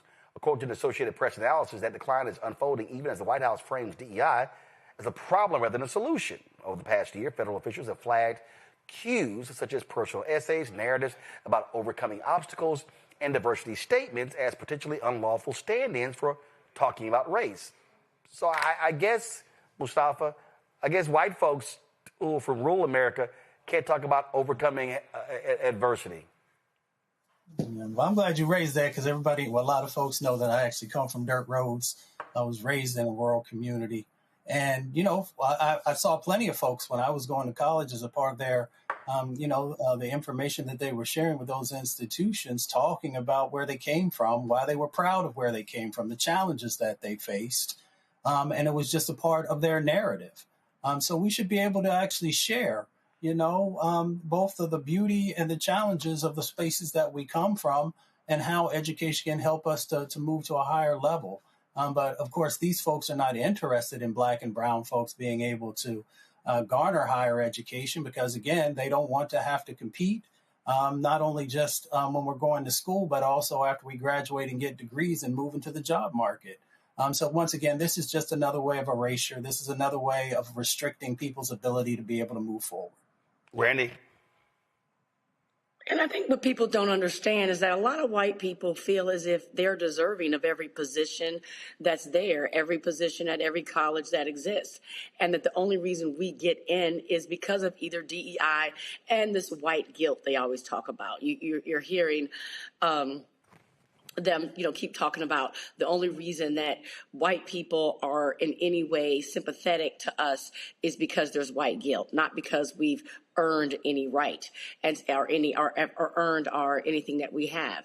And so they're trying to suggest that they should get rid of in any program where they feel sorry for us. Sorry, I'm rambling a little bit, but I think that is the problem that's happening right now, is that they just want to say white people don't even listen to Black people's stories. We need to do everything that we can to suppress the truth. And the only way that we have ever earned any sort of recognition or position in school is based on them feeling guilty or us being victims. And we all know that that is not the truth. Yep, and you know what? These white folks always talk about, oh, you're playing the victim. They're doing a really good job, Joe, of playing the victim. Yeah, well, normally it's the same old thing. There's all this deflection that's going on. And, you know, what they're accusing us of, frankly, is what they're doing, playing victim, woe is me. I've said more than once, listen, at the end of the day, this system was not created for us. And I am very sympathetic to hardworking folks of whatever color. But that white person still has an advantage of privileges, you know, what Paul Mooney used to call the protection, the complexion for the protection. And so life is not fair. It's inherently unfair. And so is grace and mercy. So it works two ways. Both to the good and to the bad, that life isn't, quote, fair. We try to make it fairer, but it'll never be totally fair. Most people won't switch with us when it's time to be in a car on a dirt road late at night with the police following us. And so, you know, they get 5 out of 6 spots, born on third, sometimes stealing home. And then they want to learn, they want to have a discussion about why the 6th spot doesn't go to them as well. They have the force of tradition, the force of relationships, the force of familiarity. And then what they're trying to do with us is take away the force of law. And so, you know, it's interesting. There's this presupposition, to Randy's point, that they're the ones that actually belong in the first place. And that's a suggestion that was never true, but it's been perpetuated and etched in stone so much that people think of it differently. People forgot that even legacy was about white people keeping Jewish people out of the Ivy Leagues. That's where legacy came from. Legacy was a changing of the rules. It was a flex and a change so that people that may have been unqualified could get in. Legacy does not demonstrate or prove qualification, but nobody wants to talk about those types of things. So, you know, it's a pretty dishonest argument fundamentally, and it's a difficult one to hear. Because it's bullcrap. If you've ever been concerned about how could they actually express having concerns about DEI when you look at this administration? You got a DEI president, you got a DEI secretary of defense, you got a secretary of war, you got a DEI Justice Department, and you got a whole bunch of DEI judges. If DEI is negative people that don't necessarily qualify, okay, you know, they're okay with doing that as long as it's theirs. All right, folks, for months we've talked about Fanbase, the Series A raise, the focus that raised about $17 million to really expand a social media app. Lots has been going on. And guess what? Just one day left before the crowdfund ends. Joining us right now is the founder, Isaac Hayes III. Isaac, glad to have you here. So the goal was $17 million. I saw the other day you had a post. Where are you at now? Is it $15 million or have you raised more? 15.5. We've raised about $331,000 just today. Gotcha. So, yeah, it's we got one day left. And the thing that you've constantly talked about, and we talk about this all the time. If we talk about stock market, when we look at these individuals who invest in companies, first of all, people don't realize when you're in the stock market, that company goes public. So you've already had people who invested early, and then when it goes public, if it blows up, they make a whole lot of money. There was an example you used of a guy who invested, what was it, $5,000 in Uber or something like that? Yeah, $5,000. Orrin Michaels put $5,000 into Uber in 2010, and in 2019, when the company went public, his $5,000 was worth $24 million. And so the reality is, what often happens is that as African Americans, I'm sitting here, iPad, iPhone. I'm looking at charger, iWatch, all this sort of stuff like this. I'm looking at DJI equipment. Well, guess what happens is we are early adopters. We use all this stuff, but we are never the ones making money as equity owners. We are consumers of products. Absolutely. And when it comes to things like social media, we are the number one consumer of a lot of these products, and we push these platforms to trillion-dollar status. You know, Facebook is right now, Meta is a $1.8 trillion company with a T, like with $1 trillion in 20 years. It's become a $1.8 trillion company, largely because of the innovation and talent and creativity of young people and Black culture primarily. But no one ever really got the call to invest in Facebook in 2004, right? The 2004 Facebook crowd was Peter Thiel, who owns Palantir and who's a big Trump supporter. And, you know, those guys are the ones that are worth billions of dollars, you know, 21 years later. And so with Fanbase, I wanted to build an infrastructure just as infant as Facebook, but then scale it to a multi-billion-dollar company. But this time, the general public can have an opportunity to invest in it, right? So what Peter Thiel has done with his billions is take his money and work against the benefit of Black people on a platform that Black people help build. So what really makes a social media platform valuable are the users. And so the technology is really something that takes capital to build, but we are the essence and we are the soul of social media. And so if we can do it on Facebook and Instagram and TikTok, we can do it on Fanbase. But before we do, let's invest and own that platform. So then when we go public or we get acquired, then we have multiple Peter Thiels that are involved in, but they're Black people. They're people that believed in Fanbase before everybody else. They're investors that came in early, even at the small amount, the minimum amount of this round of $399. If you think about Fanbase going from a $160 million company, which it is now, which is amazing, but just say $160 billion, which is still 10 times less, like I said, than what Meta is worth now, 10 times less, 5 times less of what Instagram is worth now. That's still 1,000x return, right? So that's in theory or in possibility, someone putting $399 into an investment a day, and 6-7 years from now being able to make $399,000 off their investment. And we can do that. We have the ability to do that. We got AI technology. We have coding involved like that. We can use the AI. We built a brand new algorithm. So this is the time when all these apps have spent the last year telling Black people that we don't want you. We don't want DEI. We're ending all our initiatives. Cool. End them. We're building microdramas. We're building a social media platform for the entire world to use, and it will be diverse and equitable and inclusive all at once. We also want people to download the app, so explain to people exactly what Fanbase does. So Fanbase is social media through the lens of Black ownership. And the reason why I say that is important is because we've maxed out on features. I don't think that we're going to get any new features. I don't think another social media platform is going to come out and innovate video, audio, or photos, right? We maxed out on those. What the difference is monetization and ownership. So Fanbase allows anybody that uses the platform the same way you would use Instagram or TikTok or YouTube to have subscribers from day one, still free to use, and people can tip you for your content. So the videos and the photos that you post on Instagram, on Fanbase, you can make 20 cents, 30 cents, $1, $5, as much as people feel like they want to give you for the content that you post. And then, again, people owning the platform. It's a social media platform. And so there's always going to be new apps. We've seen pretty much the death of Twitter the last, few years with Elon Musk taking over X.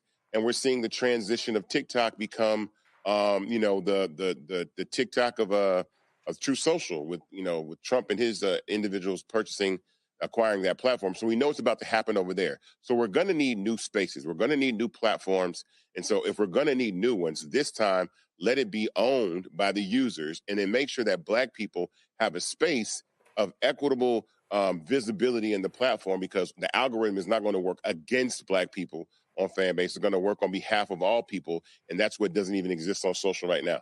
Questions from the panelists. Mustafa, you first. Isaac, it's good to see you. If we look back 5 years, or, we go 5 years into the future and take a look at Fanbase, what do you hope is accomplished in that moment? I hope in 5 years, Fanbase has completely absorbed all media.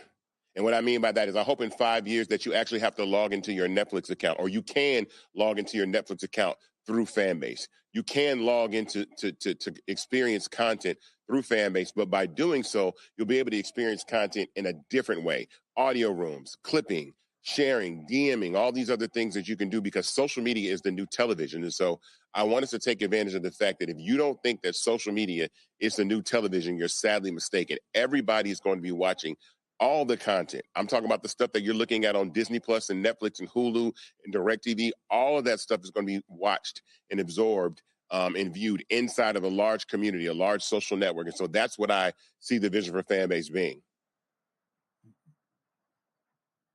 Randy? Good to see you, brother. It's good to see you, brother. I'd like to say that I am an early investor in Fanbase. Not big, Absolutely. But there. And I'm also a content creator and have an account on Fanbase. So I believe very much in what you're doing. What I'd like to ask you is, why do you think some people are hesitant to participate in Fanbase? Do you think that there is an issue with our minds being colonized that we don't quite easily adopt when one of our own does something big and different?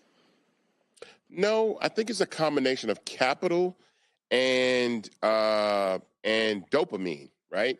Like the platforms like Meta and TikTok have spent an enormous amount of research understanding what triggers the mind to be excited and want to stay on the platform. And that's visibility and views. And so one of the things that people say when they first get on Fanbase is, oh my God, I'm not getting the same views that I get on Instagram or TikTok. And I'm saying, yeah, of course, because those platforms are multi-billion-dollar platforms that sink a lot of money and technology into hooking you into using the platform.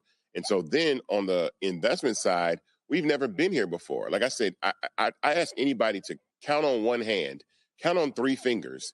You got Black Planet, you got Fanbase. Name another one. Name another like Black-founded social media platform that has come anywhere close to Fanbase or Black Planet in 25 years. And so we've never been here before. So people are also worried about the unknown. I think what's going to happen, though, is that people are going to be forced to move to other platforms simply by the way that they're going to be treated. And some people will still remain on platforms like TikTok. But I think that people are going to be get a rude awakening come 2026 about the plans of the current administration and the people that acquired TikTok of what they want to do with it. And this is the perfect time. Like, this is the time to, once again, these companies have spent the last year saying, we don't want diversity, we don't want equity, we don't want inclusion. What they count on is somebody not building an infrastructure that can absorb all that diversity and accept all that equity, and include all that inclusion into the product. And that's what Fanbase does. They're counting on no one to come to a platform like Fanbase, and they didn't count on me to build something like Fanbase. And so that's going to be the big surprise for them in 2026 is, because when the micro dramas take off, when the Black micro dramas start going crazy, all those same companies are going to come try and lure all of us back. They're going to say, hey, we want diverse micro dramas. We want diversity. We want equity. Yeah, because there's millions and billions of dollars behind it. And when you see how much money you're losing and people are using a platform like Fanbase and advertisers are coming to Fanbase because they want to reach Black audiences, they want to reach diverse audiences, then the whole conversation is going to switch because money, this is all about money to a lot of these major corporations. But this time, the money's going into the hands of the users and the investors. Well, and as Jeff Carr said here, the Black people bring your eyeballs home. And the reality is we make these platforms massively rich by virtue of our eyeballs and our creativity. So how about we do it on a platform that is not just only for us. Anybody can join a Fanbase, but if we invest in it, we can actually build it up ourselves with all of our amazing and incredible talent. Joe, I'm sorry, Joe, you asked the question, right? Yeah, no, I haven't. Thank you. Brother Hayes, good to see you. Blessings. Let us know what someone who may not have looked at Fanbase in the last year or so, what can they see now that they didn't see this time last year? You can see we built a brand new algorithm that we've been working on since July. We just rebuilt content migration. So when you go to Fanbase, it's easier to migrate your content from Instagram and TikTok over to the platform.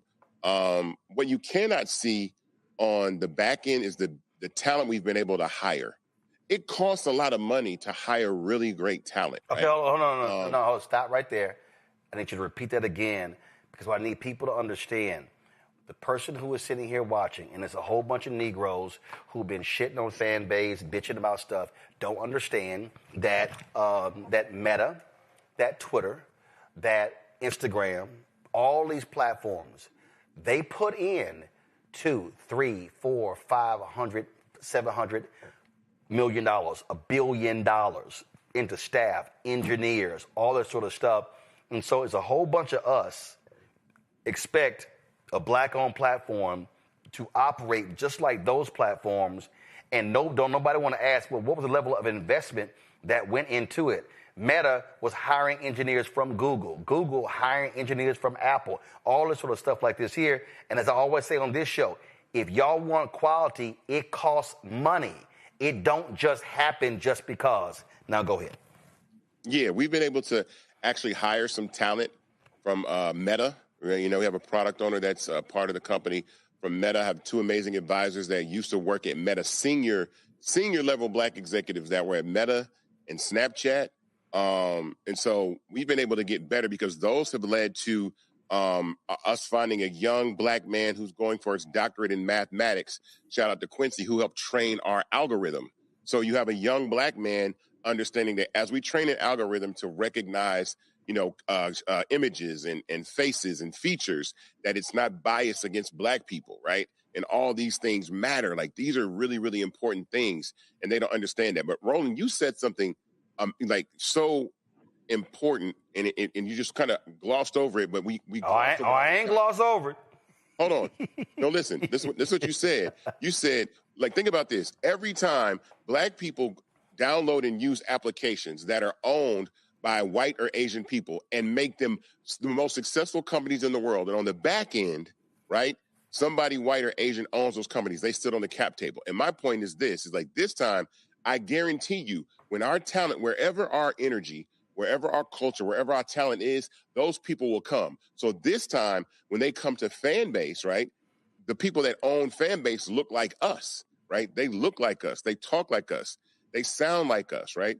And they believe like we believe. And so, and they will use those products the same way. You're telling me right now that if the NBA had all black owners, that they still wouldn't come see black people play basketball? No, they wouldn't. They would absolutely still come. But the problem is that ownership piece is so hard to get to in the very, very beginning. You have to think about that. You have to strategize about that. You have to say, before I leap, I have to look and plan. And so before we blow up another social media platform, I was like, this time I'm going to build something. Before we blow another one up, if we're going to blow anything up, we're going to blow up our own stuff. And so this has been a really, a calling on my life, a real big challenge. I'm really happy about what I've been able to accomplish. It's purpose-driven. There's a lot of energy and effort that goes into the entire team that helps build a platform like this. And the investment side just brings it all the way home. I think, people never get an opportunity to invest in startups like this. But I promise you, between now and the rest of the year, you will hear people running up parlays on Prize Picks and talk about playing the lottery that's at $1 billion and going to Vegas and gamble. And they want you to do that. They put primarily black faces in front of these commercials that tell you to gamble. I'm no shade to anybody that gets paid to advertise to gamble, but every time I see a commercial about gambling, I see Kevin Hart, LeBron James, Jamie Foxx, Drewski, Joe Budden, all in beast mode. I see all black faces telling you, no, go over here, spend your money over here, parlay, gamble, do all the blue collar gambling, but leave the white collar gambling, which is investing. Leave the white collar gambling to us. Let us invest in the NVIDIAs and the Apples and the Microsofts. Those are the things that I'm talking about. Well, and the thing that I'll say when I make that point, and I've said this numerous times, that black people, we are great at making non-black people rich. I mean, our track record is amazing. Whether we're talking Hollywood, whether we're talking music, whether we're talking anything. And what I need our folks to understand, is that if you use the Fanbase app, you can post photos, you can post videos, you can have subscriptions, you can make money, you can do all those different things. You've got audio rooms, you can live stream.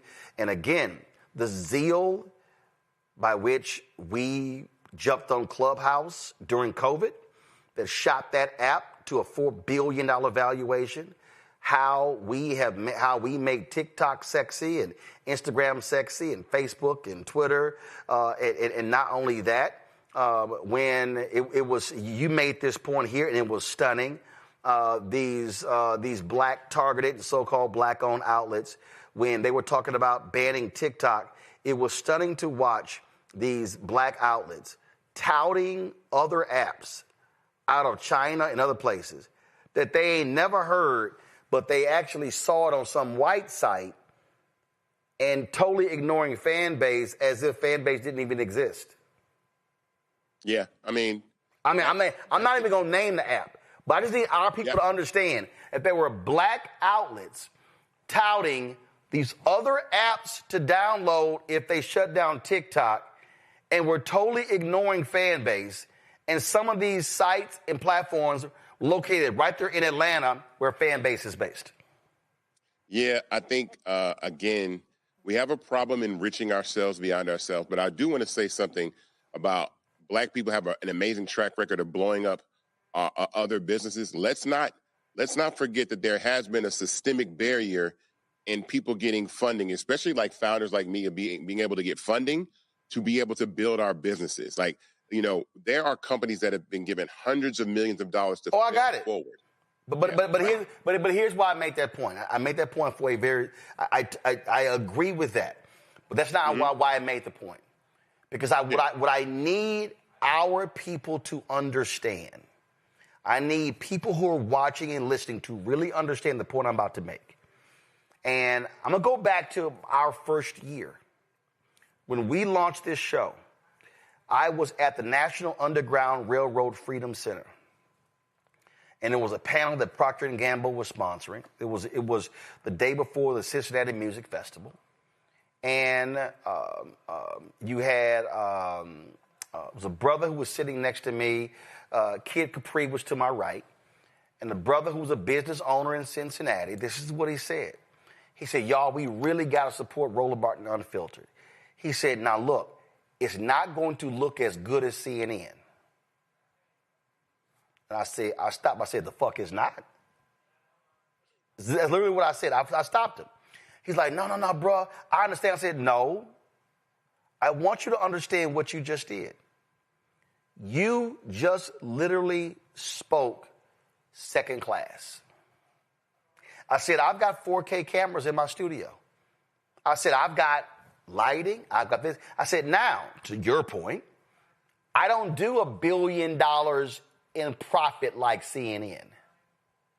I said, but if you articulate to the public that I don't look as good, you are speaking second-class status into existence. It's no different than I had a brother, Isaac, when I was at TV One. A brother said to me, Roland, when are you going to get you a show? I said, I know the story. I said, I'm confused. I got a daily show. He said, no. I know about your TV One show, but I mean a real show. He said, like on CNN or MSNBC. Now, I wanted to cuss his ass out, but I froze and I said, brother, let me ask you a question. I said, are you aware that when what was his name? He was the anchor at NBC News. Not Peter, Williams. Y'all know. Who was it? Williams. Brian Williams. I said, are y'all aware that I said, brother, are you aware that when Brian Williams comes to D.C. to do NBC Nightly News, he sits in the same chair that I sit in? He was like, I'm confused. I said, do you know there's a plexiglass table that's right next to the chair? And there's a bristle brush on top, and there's a brush for white people's hair on the bottom. He looked at me like I was crazy. I said, you didn't realize that the set, the backdrop, the cameras, I said that when he's here, they send it down the fiber optic line to New York. But when I host the show, we send it down to Denver. And he's like, I don't understand. I said, bruh, we contract the studio from NBC News Channel. I said, so you just said I don't have a real show when I'm literally using the exact same studio as NBC. and the brother just froze. And that's part of the issue here, Isaac, that there are black people who have hated on you and the app.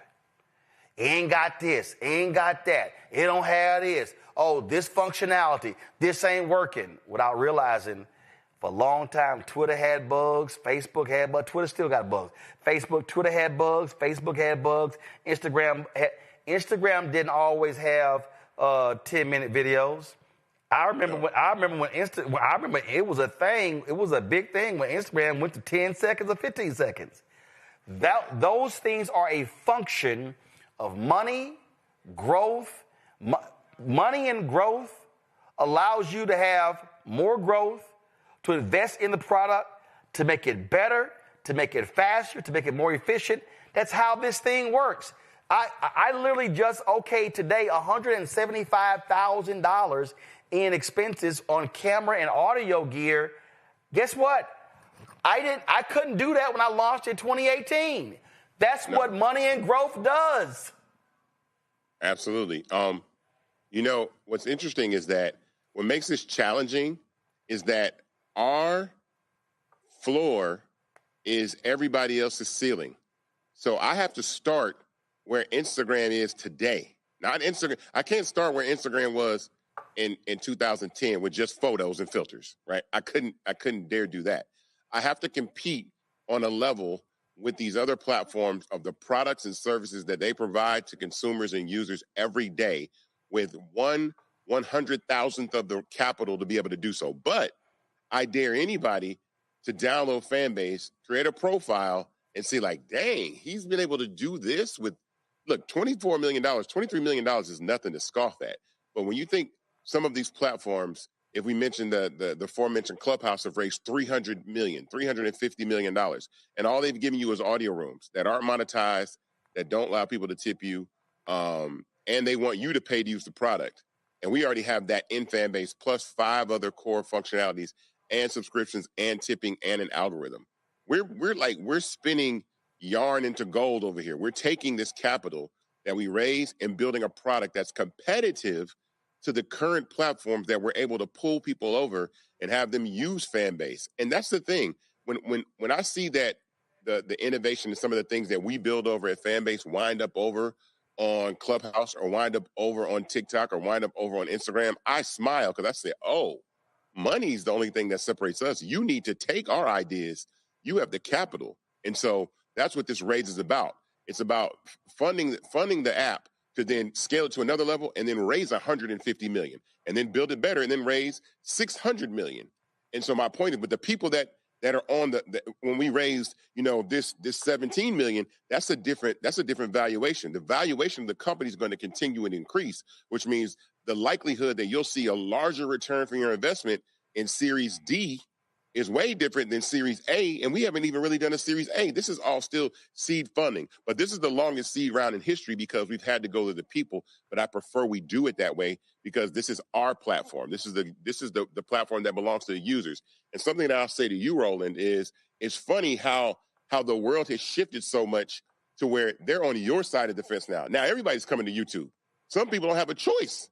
Some people have to create YouTube channels now. They don't have network television to go to. They don't have terrestrial radio to go to. They have the infrastructures of platforms that they build. And you had the foresight to go independent long before anybody else did. And that's why I always give you your flowers, because everybody makes it not sexy to go independent, right? Oh, yeah, man, it's not a good show, it's not whatever. But now, no, this is where everybody's headed regardless. You were just early. Fanbase is just early. We are visionaries. We are people that see where things are going long before everybody else. And 99.9% of the people don't see it. So they'll mock it, they'll ridicule it, they'll make fun of it. But that 0.1%, they put their money down.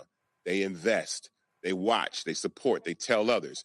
And then before you know it, everybody's going to be like, I knew Roland was going to make it. I knew Fanbase was going to be a success. No, the people that know it are going to see it with their wallets. They're going to see, they're going to be able to talk that talk like, I invested. No, I was there in the beginning when it was lean and mean over there. And Isaac was doing these conversations with Roland. And now look where they are. And that's the point about investing early and being an early adopter, because people bite themselves. Everybody has their story. Man, I wish I would invest in Uber. Man, I wish I invested in Apple. Man, I would have invested in Facebook. Man, I wish I would have had the chance. This is your chance. So I don't want to hear anybody in the community talk about, man, how come you ain't let people invest in Fanbase? What about the people?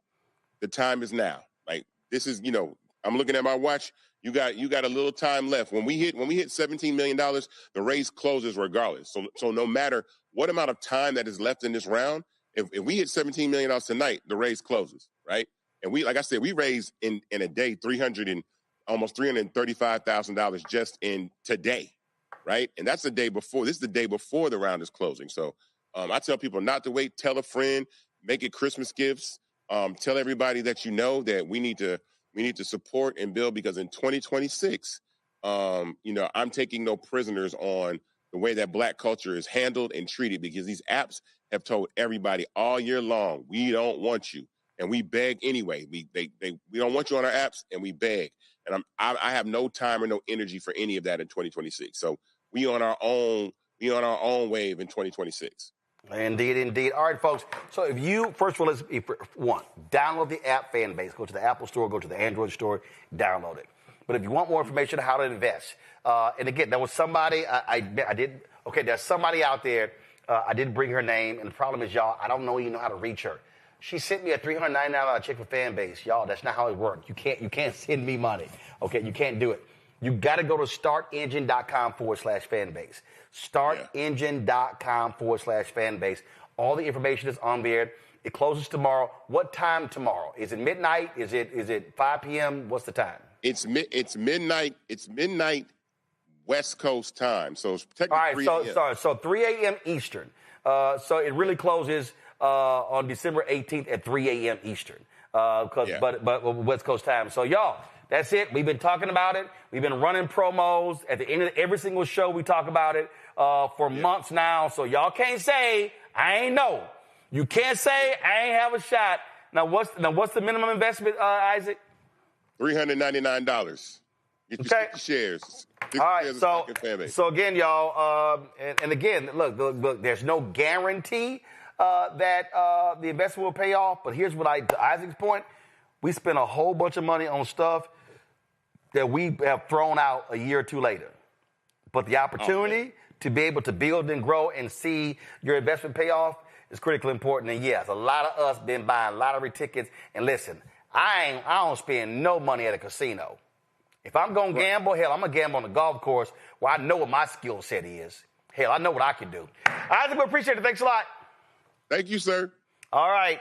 Final point to the panel here, and Mustafa, I'm going to start with you. Man, I see this so often. So many Black folks who literally will drag and crap on Black-owned companies. It ain't this, ain't that. And, man, we will give white folks shot after shot after shot. And folk got to understand, you cannot grow and get big if you don't have capital. I would say this here.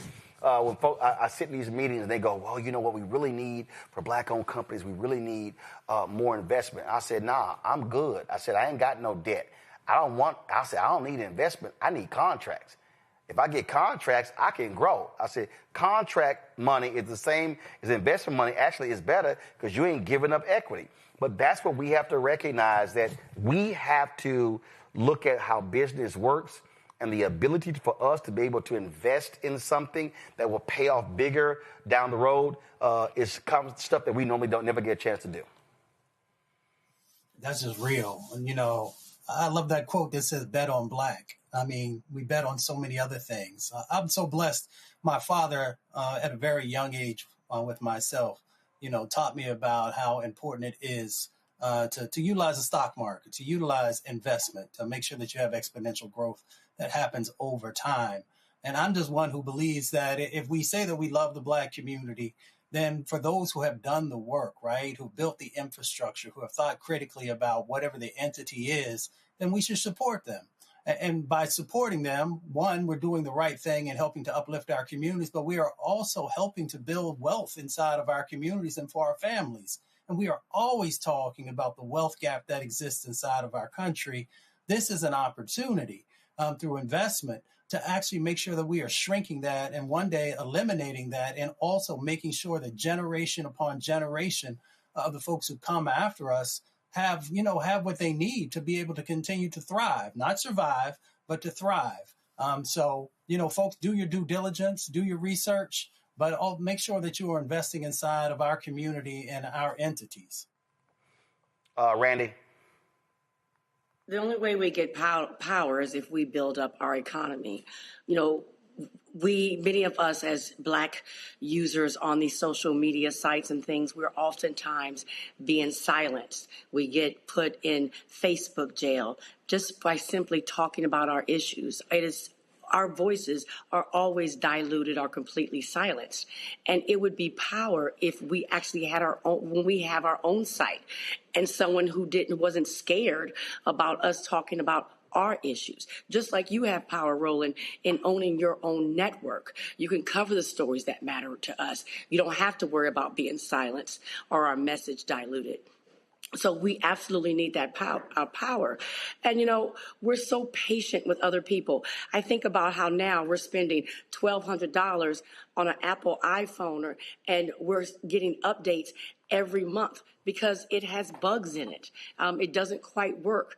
We go to McDonald's and our order isn't right. So we need to understand and be patient as we do get capital and we build up and build our site and our products to be better and better. Joe?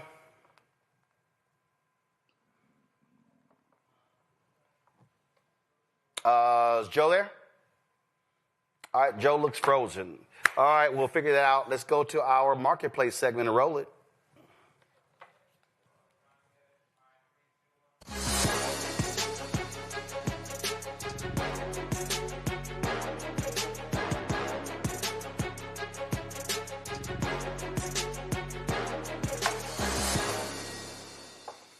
All right, y'all, we're talking beauty, self-care, and celebrating our melanin. That's right, Cocotique is a subscription box created just for Black women and women of color, delivering curated beauty, hair, and wellness products right to your door every single month. Cocotique founder and CEO Dana Hill Robinson joins us from Marietta, Georgia. Dana, glad to have you here. So where does this idea come from, this subscription box that comes, is this what it is that comes every single month? Yes. Sometimes it comes in a tote bag. This is one of our tote bags that we did for the boho collection, which is also being offered. And then sometimes it'll come in an organza bag. But I started Cocotique in 2013 to provide a platform for women of color to discover products that are curated especially for them. Every month you'll get 5 to 7 full-size products that range from hair care, skin care, makeup, everything under the sun that pertains to self-care. And a lot of times, women say to me, oh my God, this is just a present to myself, because so many women don't make themselves a priority. And so Cocotique is that gift to yourself, to remember to practice self-care and to prioritize yourself. So I'm looking at it here. So we've got this extra long 60-inch satin wrap, and Randy's over there salivating. We've got Collagen Supreme Mask. We've got a couple of these in here. We've got Edge Control. Yes. We got let's see here. What is this called? Double Take. Sculpt and what is this? It's a highlighter stick. Okay, all right, highlighter stick. Got it. We've got a couple of those. What we got here? What's this little bitty thing right here? Jelly juice. What's jelly juice? So that's a really beautiful lip gloss, kind of like a cherry lip gloss. So there's a lip gloss and then also a lip scrub as well. Cool. In the box. We got All I Need serum.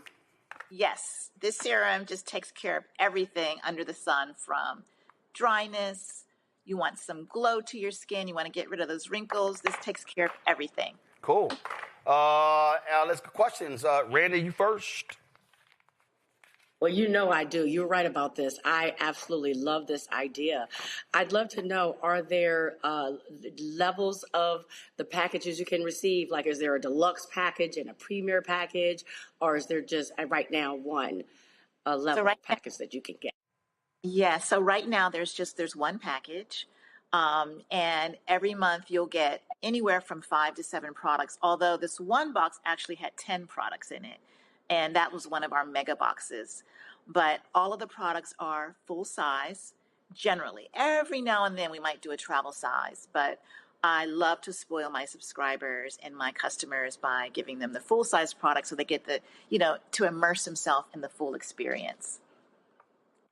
Mustafa. Well, Ms. Hill Robinson, congratulations on everything so far. I guess I'm the science guy right now on the show. Could you talk a little bit about your products and how they're developed? And, I'm sure they're healthy, but I'll let you say that. I'll let you talk about that. Sure. So these are not my company's products. So I actually work with different brands, different brand partners who supply the products for the box. Now, generally, I'm very, very concerned with the ingredients. I make sure that they're mostly toxin-free because so many products these days have ingredients that will, over time, hurt you in terms of, they say hair care products have all kinds of ingredients that may cause cancer and things like that. So a lot of the products that I've included in the box are clean products that, are formulated to work, but at the same time are not going to damage your health. Well, folks, if y'all want to actually see now also, so the monthly subscription. So for this, what is it every month? It's $30.99 every month. And like I said, it's all full-size products. We also have products. The one box that we have is our boho takeover box. And this is if you have braids. This box has 5 full-size products with everything under the sun that you need to take care of your braids. You have your boho fresh. This is from Jamaican Mango and Lime, this company. So you have your boho fresh, which is a nice cleaning spray, but also it's fragrant. So it's going to help with, keeping your braids smelling fresh. We also have the detangler. We have a braid wash as well.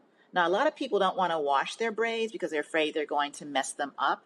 But, you have to wash those braids and keep them fresh and keep them clean. And this is a foam.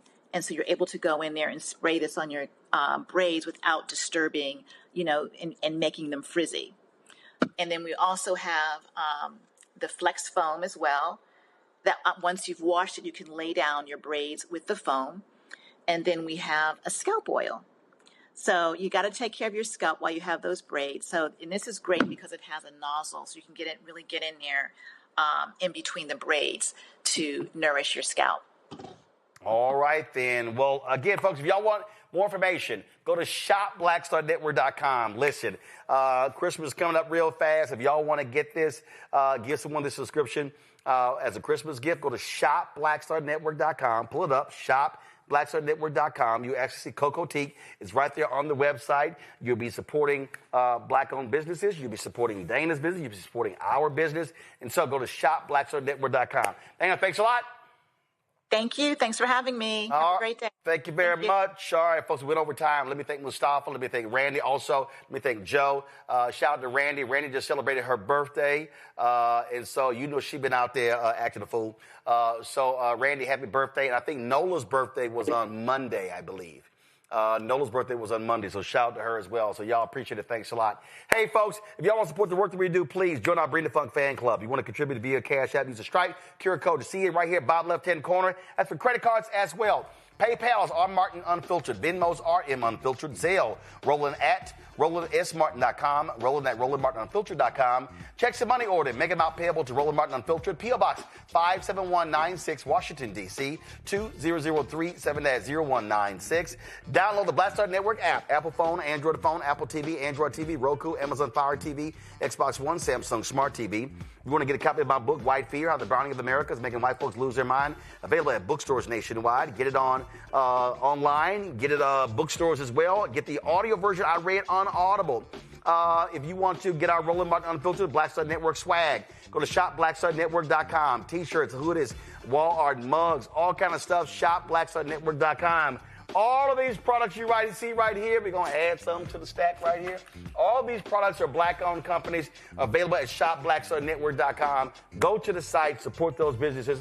And as I said, download the app Fanbase. You got until 3 a.m. Eastern on the 18th if you want to invest in Fanbase. After that, y'all ain't on me. StartEngine.com/Fanbase. StartEngine.com/Fanbase. Folks, that's it. I'll see y'all tomorrow right here. Roland Martin Unfiltered. Oh, hold on before I go. Let me go ahead and kill the music, please. Before I go, let me see this here. I got this yesterday, so let me do this here. I'm going to let me airdrop this here. Shout out some sad news. Charles Robinson. Charles worked for Maryland Public Television. I think we actually had Charles on the show once. Charles was a good brother. I knew him through NABJ. Absolutely great brother. He also was a phenomenal alpha brother as well. Charles passed away yesterday in Maryland. He also was the 19th editor of Alpha Phi Alpha's The Sphinx magazine from 1991 to 1993. And so definitely wanted to give him a shout out. Again, he was a really, really great brother. Charles always had a smile on his face. He was always talking trash. Golf games sucked, but he's always talking trash about golf.